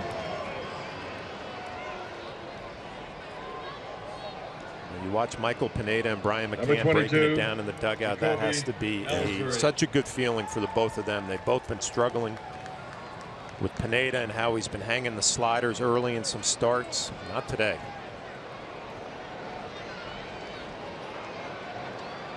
See if the Yankees try and build a run here, build an insurance run. Valencia's in on the grass at third. Ellsbury's a pretty good bunter.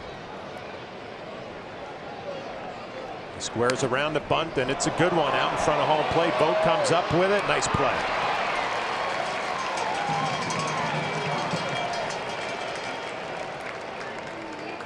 The Yankees move Hicks into scoring position.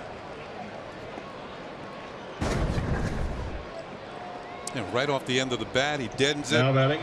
For a second there, I thought he had a chance to beat this out, but didn't quite get far enough down the line. Vogt, bare hands, strong throw to Alonso for the out.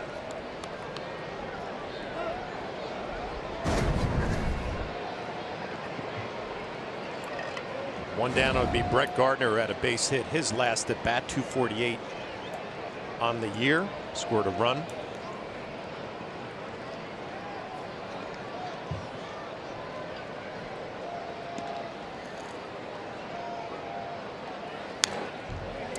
The Yankees have hit 2 home runs in this game, or look like they're playing a little small ball here in the 7th inning. Try to give the back end of your bullpen a little breathing room. Doolittle, a hard throwing left-hander, comes right at you with that good fastball.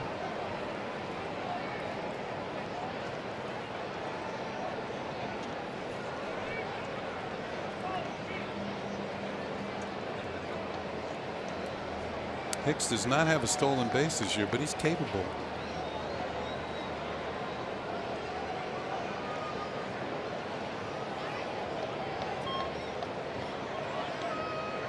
You know, 1 to Gardner.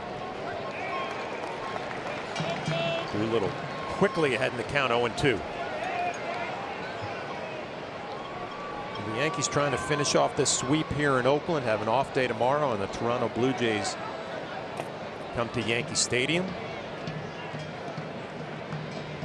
Road trip that started with 2 losses in Arizona. The Yankees have rebounded nicely after that. Yeah, Ari Dickey scheduled to start for the Blue Jays on Tuesday night. For the Yankees, it'll be Nathan Eovaldi. He started this string through the rotation with an excellent game in Arizona. There's nasty Nate.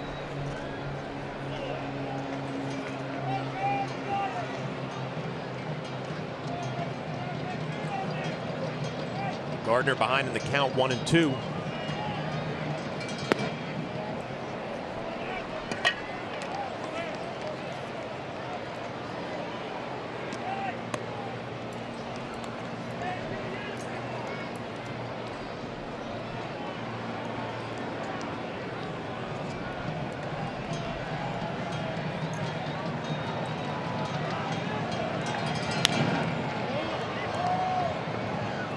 Look at the Oakland A's defensively, pretty much playing Brett Gardner straight up.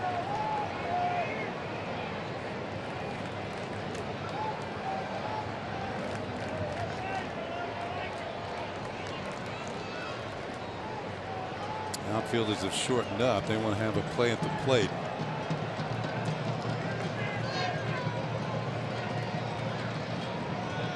The 2-2 to Brett Gardner. A foul ball. That's nothing but fastball so far. Coming right at him. Yep, just bringing the heat.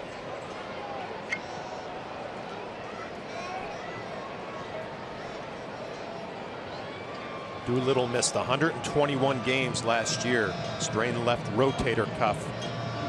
Looks like he's 100% healthy now. Mid-90s with that fastball. Goes off speed for the first time and misses badly.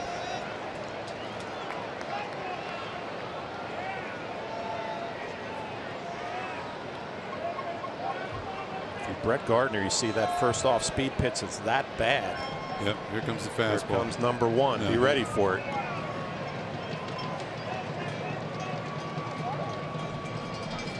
Came right at him and blew it right by Brett Gardner.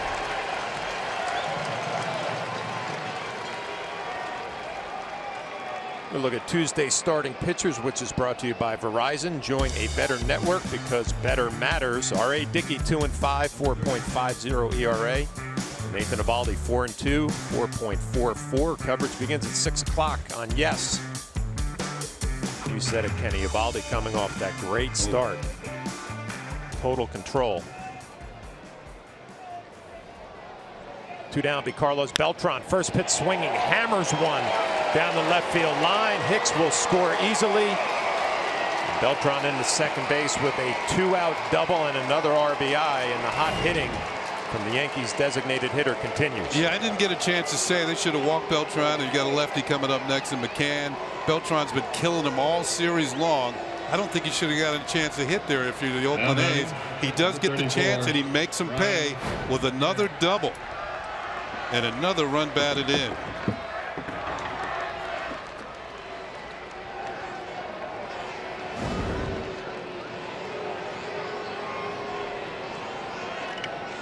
Brian McCann, a solo home run in the second.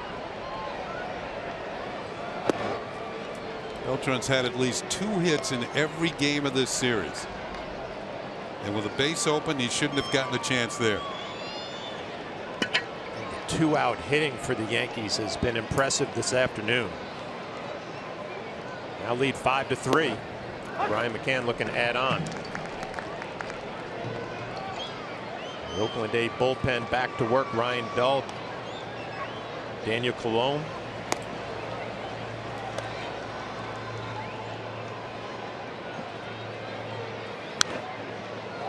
Pop back right above us.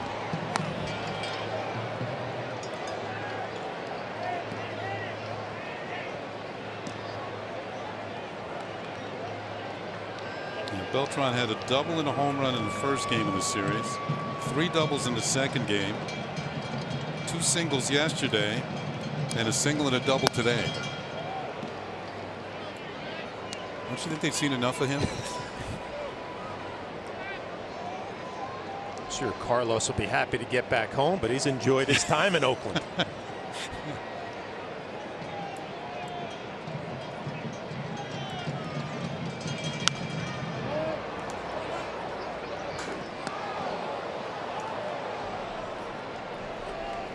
5-3 Yankees. Dellin Betances looks like he's ready to go in that Yankee bullpen.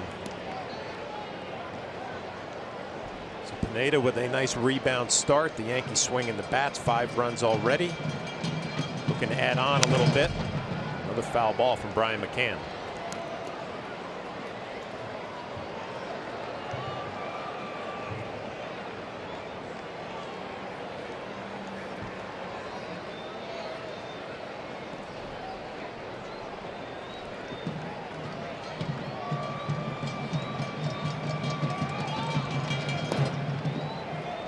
By Vogt. And just like Brett Gardner, you'd expect Brian McCann to get that good fastball here in a 3-2 count.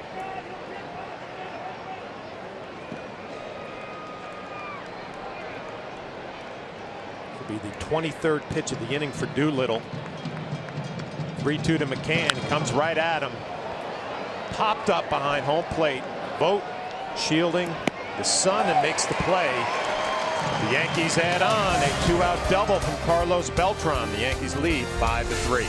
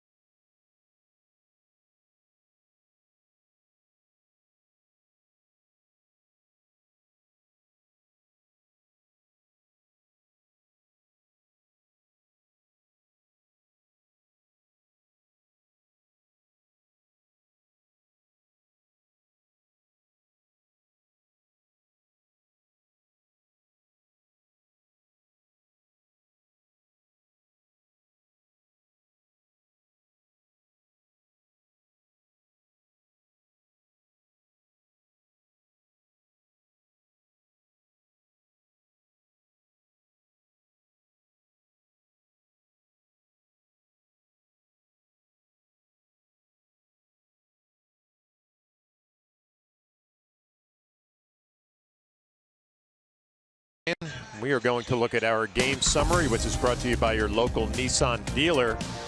Yankees lead 5-3. Michael Pineda, 6 innings, 6 hits, 3 runs, 1 walk, and he struck out 6.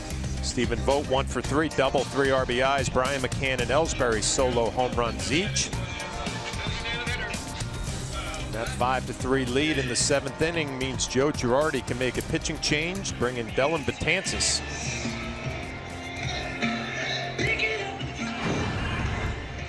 Dellin worked on Wednesday in Arizona, Thursday here in Oakland, has had a few days off. He's rested and ready to go. 38 strikeouts in 19 1/3. Opponents only hitting 197. Those are little league numbers.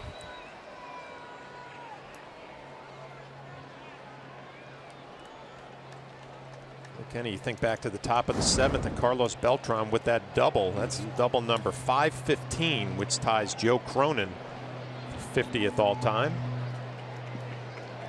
5 of his 12 doubles this season have come during this series on our GMC scoreboard. 5-3 Yankees.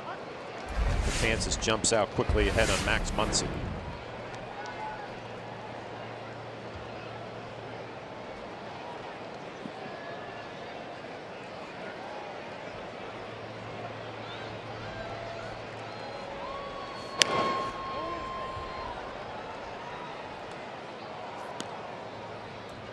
Coming out of that bullpen, throwing strikes quickly ahead in the count 0-2. The thing with Betances, if he can get 2 strikes on you without showing you his other pitch, you're in real trouble. So there's been 2 fastballs here, and Muncy has not seen the hook. There it is. There it is. 3 pitches, 1 quick out here in the bottom of the 7th. We're going to look at our Honda League leaders. Relievers strikeouts. Right Dellin Betances at the top of the list, 39. Andrew Miller right behind him with 32.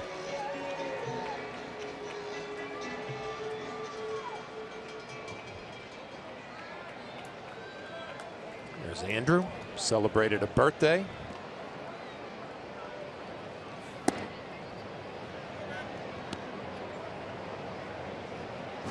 Think back to some of Betances' latest work. He's gotten himself in a little bit of trouble early in some of the innings and has been able to work his way out.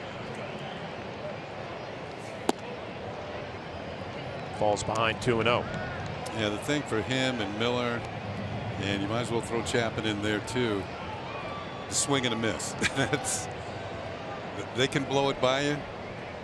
In particular, Miller with his great slider.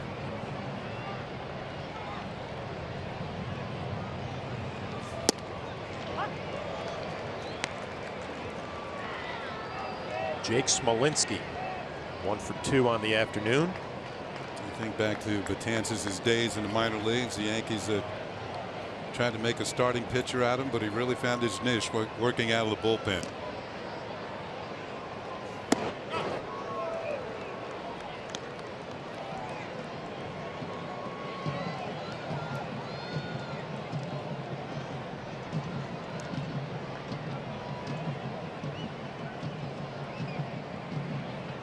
Three Yankees. Yankees have won 4 in a row. Looking to extend that streak. Enjoy that off day tomorrow. Lot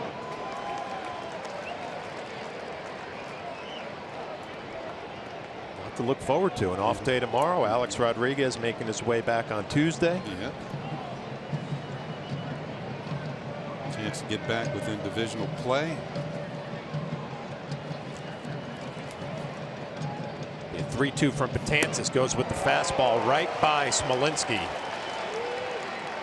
2 up, 2 down for Dellin Betances. Well, nothing put in play thus far. Smolinski a strikeout victim. Nothing fancy there. Just see if you can hit it. He couldn't. 2 down will go back to the top of the lineup, Coco Crisp.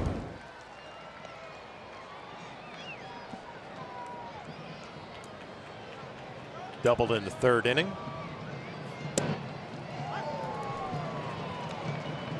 There's something else, Ken. If the Yankees can hold on to this one, they'll be 1 game under 500. Yeah, they've fought hard. You know, you really can't think about doing anything until you get to 500, then start to build from there. Ooh, good curveball for strike 2.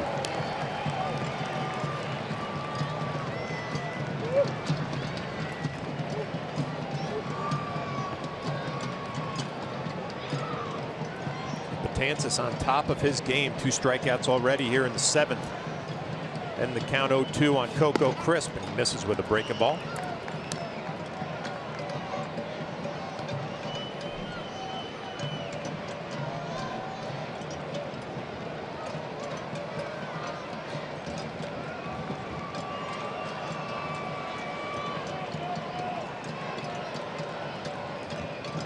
Be a 1-2. Break the ball again, right back up the middle. Gregorius comes in, the strong throw, and they get Coco Crisp.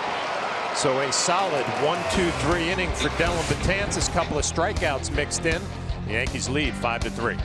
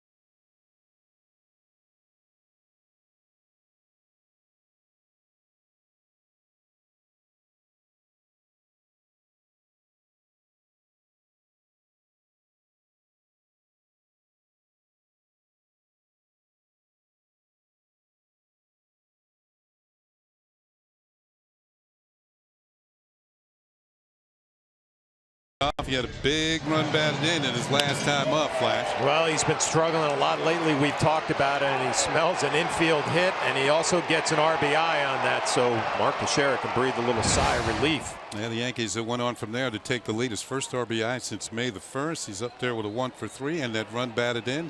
New pitcher for the A's, Daniel Coulombe. And this is it. He was called up when Sonny Gray went on the disabled list, so he's making an appearance in his what's his second trip to the big leagues this year. On our Hyundai scoreboard, 5-3 Yankees. Top of the 8th inning. Teixeira, Castro, and Headley for the Yanks. That pitch is low and inside for a ball. It's 1-1 on Mark Teixeira. Well, Flash, we've talked about it from time to time here. They've got the best sound system in the major leagues. They play good music. If you look at Colombe's numbers, that was down here in the big leagues. He's also pitched at AAA. Pitched very well at AAA. His numbers much better there. Fouled at the plate. And you know, they're always talking about a new stadium. I think what they should do is just build a new stadium around that sound system. It's really, really good. They were bringing it old school this morning, too, right? Oh, my right? goodness, yes.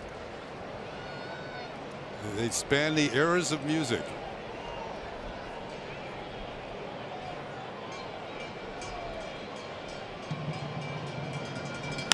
Ground ball to short. Semien will throw out Teixeira, and there's one out. And it seems the closer you get the game time, the more they amp up the music. It gets louder and louder. Now batting. Here's Starlin Castro. Starlin Castro. He had the base hit to put the Yankees in the lead in the 6th inning following Teixeira's 2-out single. He had another one of his own. And he jumps his average up to 278. 1-for-3 on the afternoon for Starlin Castro. Got 4 hits in this series. And he'll take one from Coulombe in their first strike. Colom's numbers at Nashville, 13 games, 16 innings, 19 strikeouts, and a 0.56 earned run average. That's in their first strike.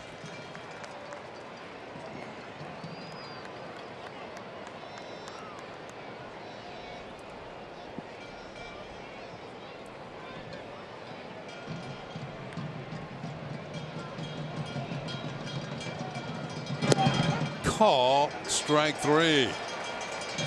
Castro wasn't up there long. Colom picks up a strikeout. A couple of big breaking balls with different breaks. That one coming to the back door. And that'll bring up Chase Headley, who extended his streak of reaching safely by being hit by a pitch his last time up. So he's now reached safely in 13 straight games. It's kind of the hard way to do it, but he did get on base. Pitches in their first strike.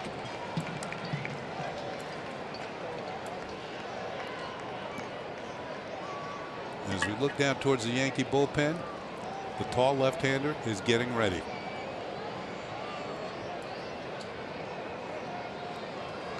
Outside for a ball to Headley.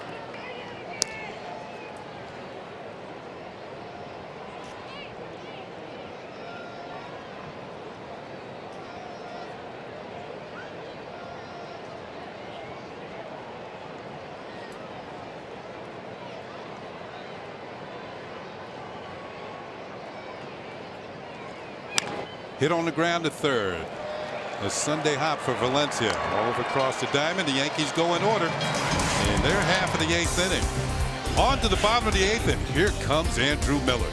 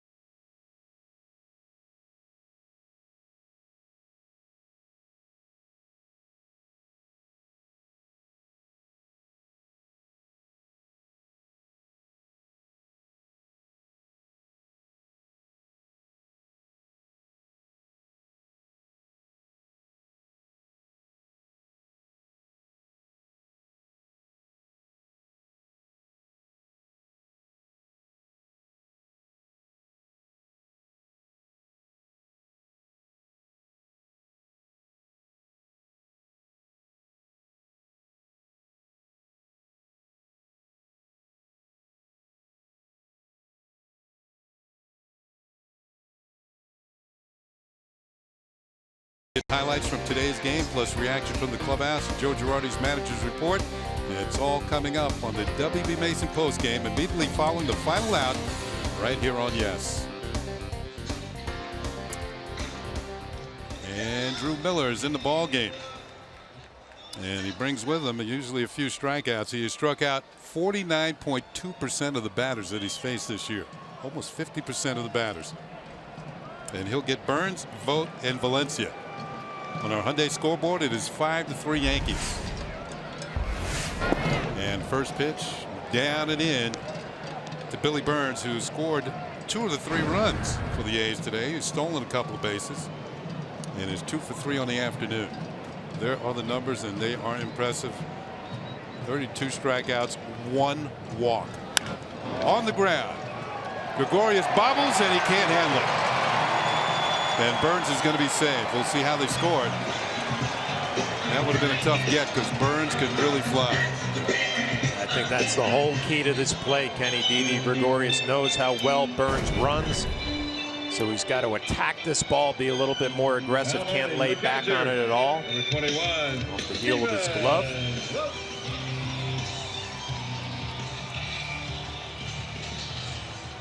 Couldn't get the handle on it. So Burns is at first, nobody out. It'll bring up Vogt, who is 1 for 3 with a double and 3-run score. This ground ball second, could be 2. No, it gets by Castro. Burns is on his way to third. Now, I'm sure that's going to be an error. Wow.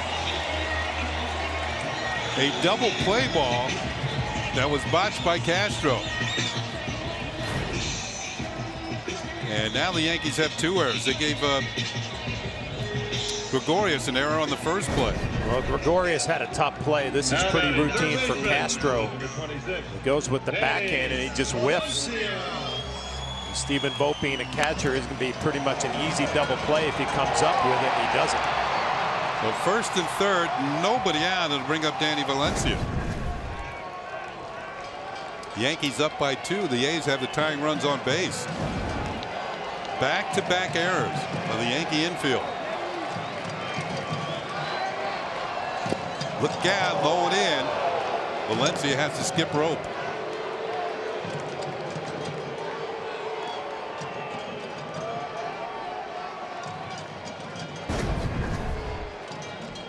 First pitch, he just yanks it down and in. Valencia able to get out of the way. And Kenny, you mentioned all those strikeouts for Andrew Miller. He could use one right here. Swing and a miss on a good slider, and it's 1-1.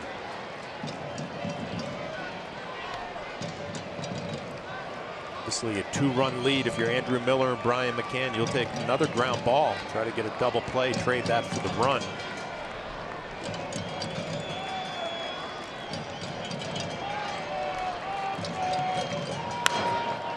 Foul ball down the right field side. Ball and 2 strikes. Veteran Billy Butler's come to the on-deck circle. Now you're thinking changes if you're Andrew Miller. Quickly ahead in the count 1-2. There's a look at Butler. Probably going to see a couple of sliders at the back foot here from Andrew Miller.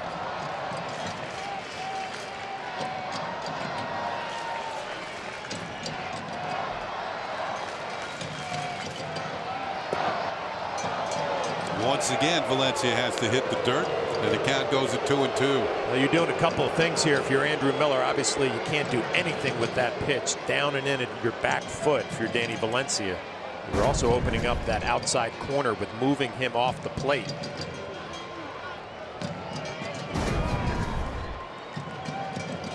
Swing and a miss. Strike 3. He got him. 1 down. You look at this swing from Valencia. He just did not want to hurt himself. If he makes contact with this, he's probably going to foul it off his front shin. Your attention, please. Miller has now had at least 1 strikeout in 8 consecutive appearances as Valencia goes down. So Yonder Alonso will not get a chance. He's struck out 3 times. Instead, the A's are going to call on the veteran Billy Butler. Right-handed hitter off the bench. And you also have another right-handed hitter on deck. 1 out, first and third. Butler takes inside for ball 1. Shoddy defense for the Yankees have opened up for the A's is sitting Chris Davis, who had some problems with a tight forearm yesterday, has come out on deck. Ball 2. 2 balls and no strikes. Ryan Madsen is up in the A's bullpen. He's their closer. Just in case the A's jump out in front here.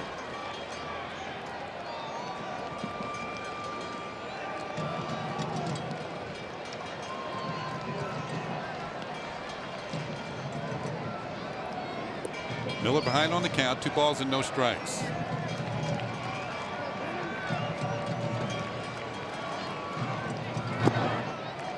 Three balls and no strikes on Butler. 3 for 10 with a home run off Andrew Miller.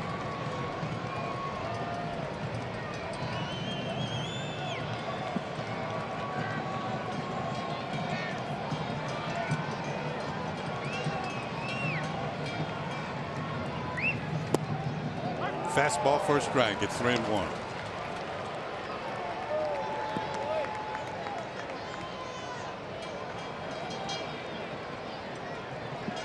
Miller trying to fight back in the count.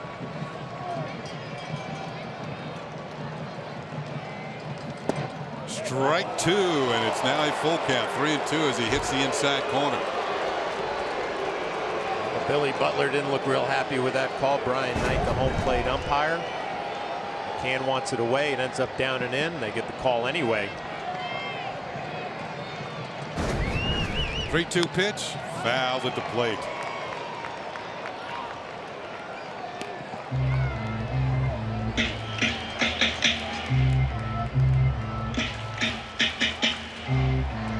Trying to protect a 2-run lead and make that long flight back to New York a happy one. Pass it along to Aroldis Chapman in the 9th inning.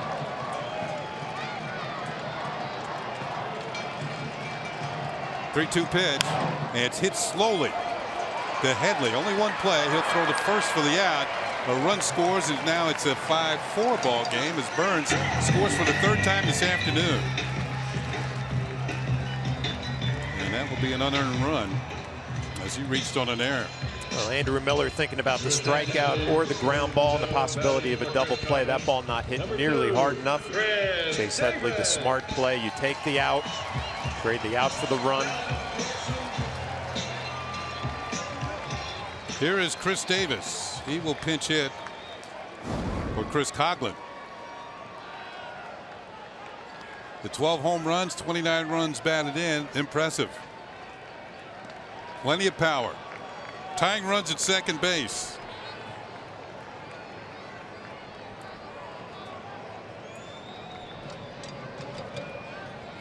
Ball hit on the ground at third for Headley. He has it. Here's the throw to first, and that'll do it here in the 8th inning. Well, the A's pick up a run. We're headed to the 9th inning. The Yankees lead by 1.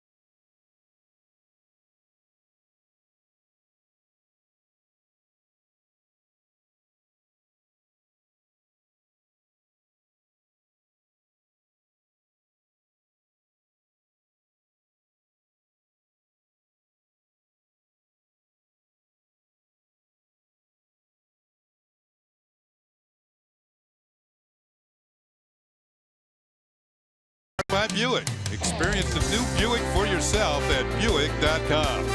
By People's United Bank. Know your cash flow with mobile cash management. And by your Tri-Honda dealers. Hurry to your local Tri-Honda dealer for great deals on the 2016 models. Well, the A's have a new right side of the infield. Billy Butler remains in the game at first base. And Tyler Landorf is now playing at second. Didi Gregorius will lead it off for the Yankees in their half of the 9th inning. Here's Landorf at second. Gregorius is 2 for 3, and he'll take a pitch for Colomb outside for a ball. Single in the 3rd, single in the 5th, and flying out to right in the 6th.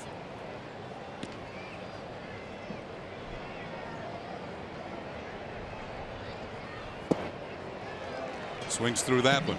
Ball and a strike. The Yankees now up 5-4. And their bullpen is busy.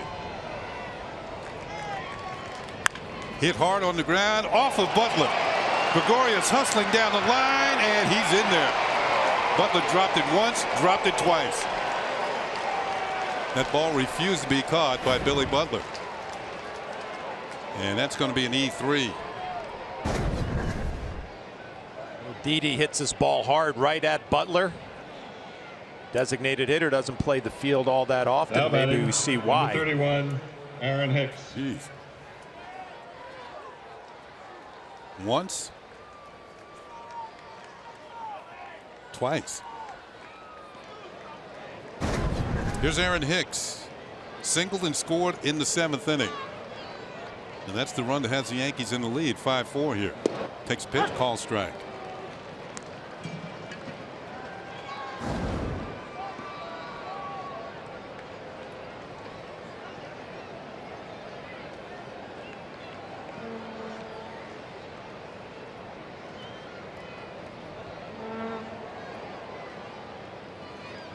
Check swing. Did he go?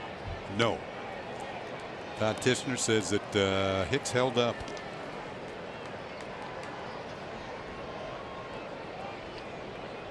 Yankees have a runner on. Nobody out here in the 9th.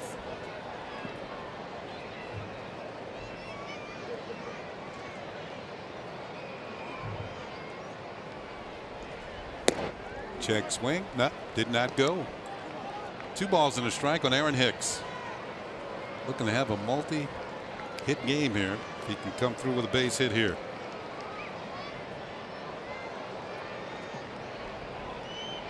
The hit he had in the 7th was his 3rd hit in this series in Oakland. Fouls that one off. 2-2. After Hicks, back to the top of the order, Jacoby Ellsbury.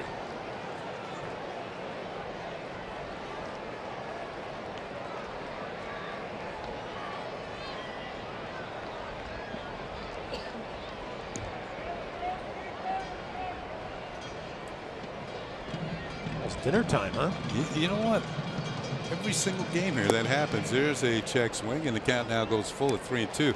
It's almost like the Seagulls can sense the end of the game coming, and they're here to pick up the scraps, you know, like the popcorn that's left in the aisles. You know, it's nature's cleanup crew.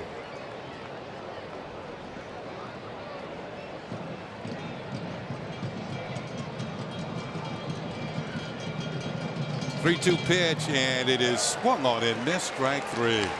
Hicks has struck out. Pallone picks up his 2nd strikeout. As we said, now back to the top of the order, Jacoby Ellsbury, who was 1 for 3. He had a sacrifice in the 7th that led to a run.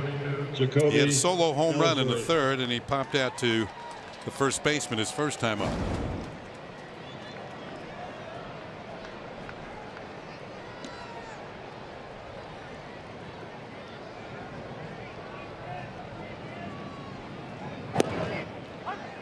Strike 1 call.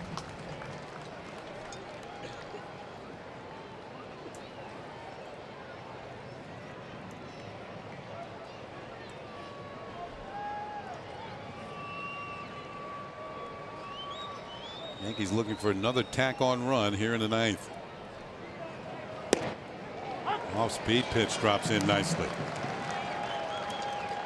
You can see why Colomb had good numbers in AAA. Variety of different breaking balls.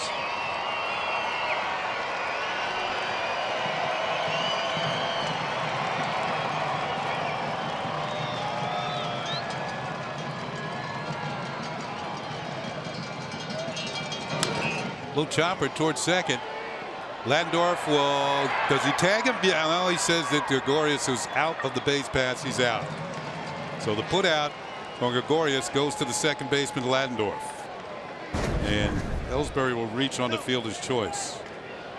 You can see Didi, you're told not to get Now tagged batting, out. number 11. Moves out of Brett the baseline. Gardner. You don't want to run into a double play.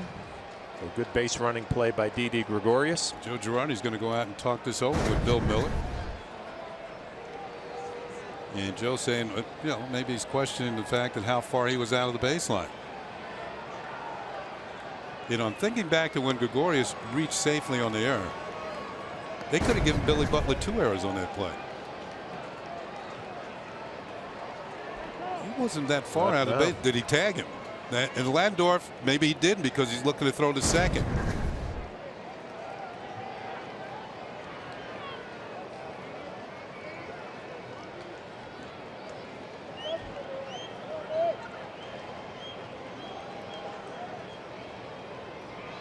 Brett Gardner's up. And he'll take a pitch for a strike. Now, when the tag was applied, was the ball in the glove when he tagged him, or was it in his hand when he tagged him? Let's That's see. his throwing hand. Yeah, the ball's in his throwing hand, but they called him out of the baseline anyway, and that's why he's out.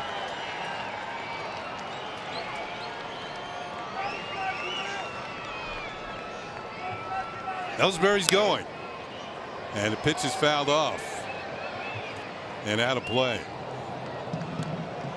Ellsbury started and then he stopped. I'd like to see him go right here. 0-2 on Brett Gardner. He had the jump there. Yep.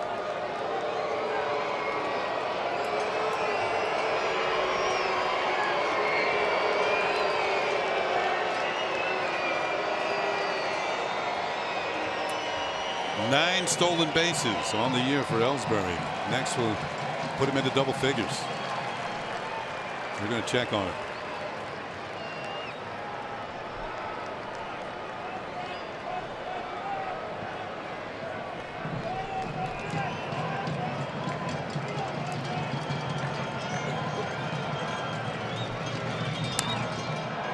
Chopper foul just beyond the A's dugout. Gardner has scored a run today after he singled in the 6th inning. In fact, he's scored the tying run in that inning. Beltran followed and scored the lead run.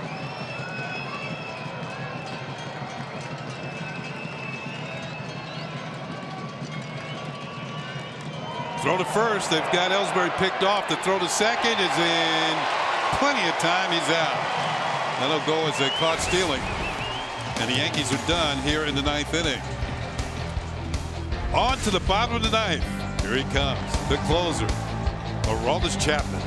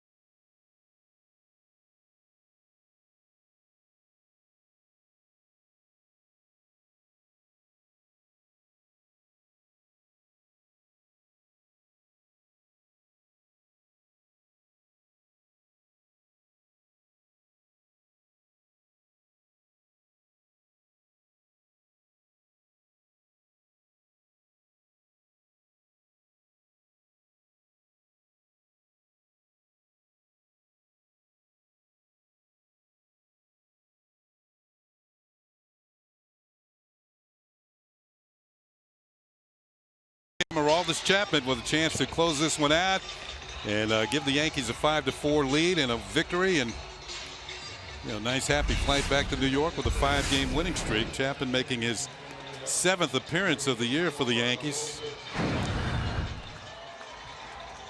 and he has worked 6 innings, 8 strikeouts. He's walked just 1, and they're hitting just 143 against him. He will get Marcus Semien. Max Muncy is scheduled to hit next, but it looks like Matt McBride is in the on-deck circle, a right-handed hitter. Then Jake Smolinski.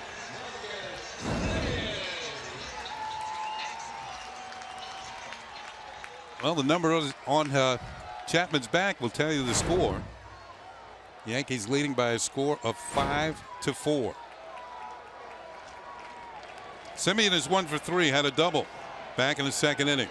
First pitch is in there for a call strike at 98 miles an hour. Well, obviously, the fastball that can hit 100 miles an hour and above is impressive. Every time I watch Chapman, it impresses me his mechanics, his direction down the hill. 1 ball and 1 strike.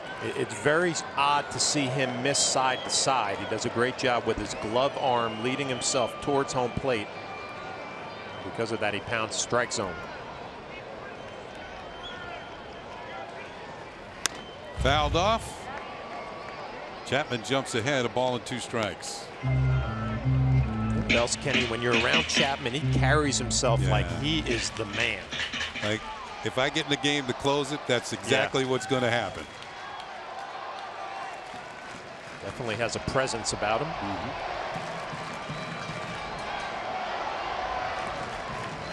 The 1-2 pitch. A little chop it is short. Gregorius handles it. There's 1 out here in the 9th inning. And we will have a pinch hitter for Max Muncy, a left-handed batter, gives way to Matt McBride. Take a look at Chapman as he works downhill and watch his front arm kind of directs him right towards home plate. Very rarely do you see that front side open up, which make you go side to side as a pitcher. Everything is right down the hill, trades the shoulders, pounds the strike zone. This is McBride's first at bat as a pinch hitter this year. This is not exactly an easy assignment. His first pitch is high and away for a ball.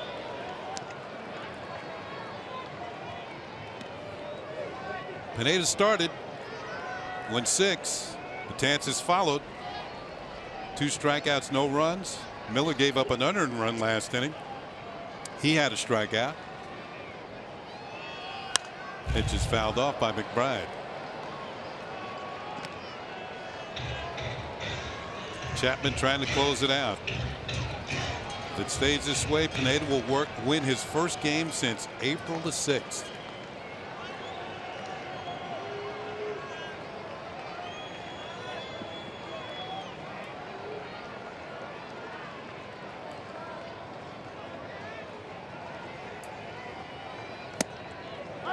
Slider drops in their first strike. 1-2.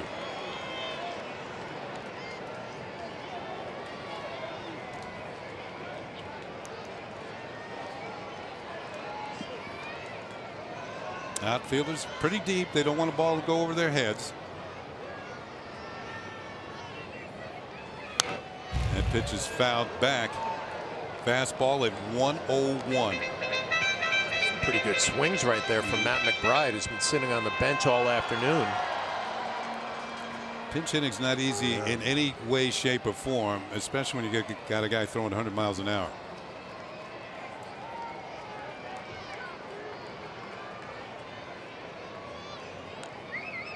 The 1-2 pitch.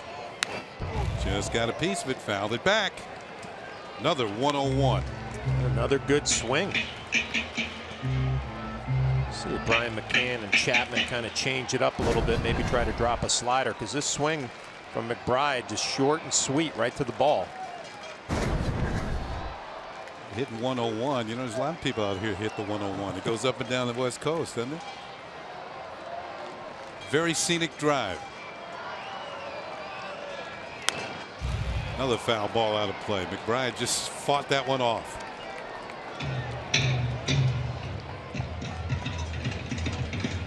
It's always a dilemma for a catcher like Brian McCann when you have somebody throwing 101 miles an hour.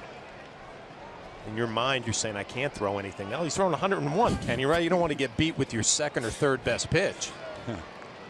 He's already showed him one slider. He picked up a strike with it. Swing and a miss. Strike three. He got him. The A's are down to their last out. Fans, this copyrighted telecast is presented by the authority of the New York Yankees. It may not be reproduced or retransmitted in any form, and the accounts and descriptions of this game may not be disseminated without the express written consent of the New York Yankees. So that'll leave it up to Jake Smolinski. Yankees trying to complete a 4-game sweep here in Oakland, and somewhat of payback for the A's who swept the Yankees in New York. 1 for 3 for Smolinski on the day, and he fouls the first pitch back for strike one. Just walked up there and saw himself a 100-mile-an-hour fastball. Getting back to that at bat with McBride, it looked like a changeup or maybe a little slide or something off speed. Yeah. 88 miles an hour. Pick up that strikeout.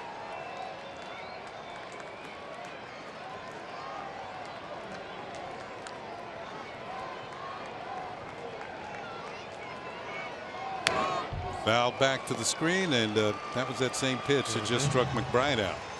So now he's got Smolinski in the middle there. Is he going with the real heat or what he just threw me?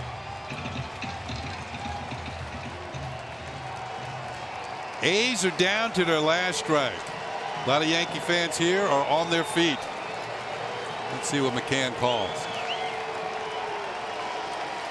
The 0-2 pitch. Ground ball to short.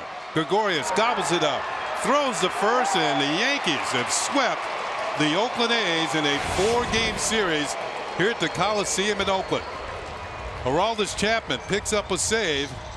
Carlos Beltran with another big day and a big series for the Yankee designated hitter Mark Teixeira. Does he break out of the slump?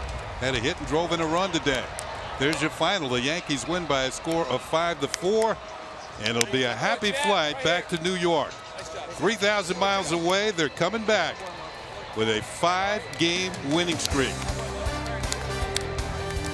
So we'll be back with much more from Oakland as the Yankees win this one 5-4.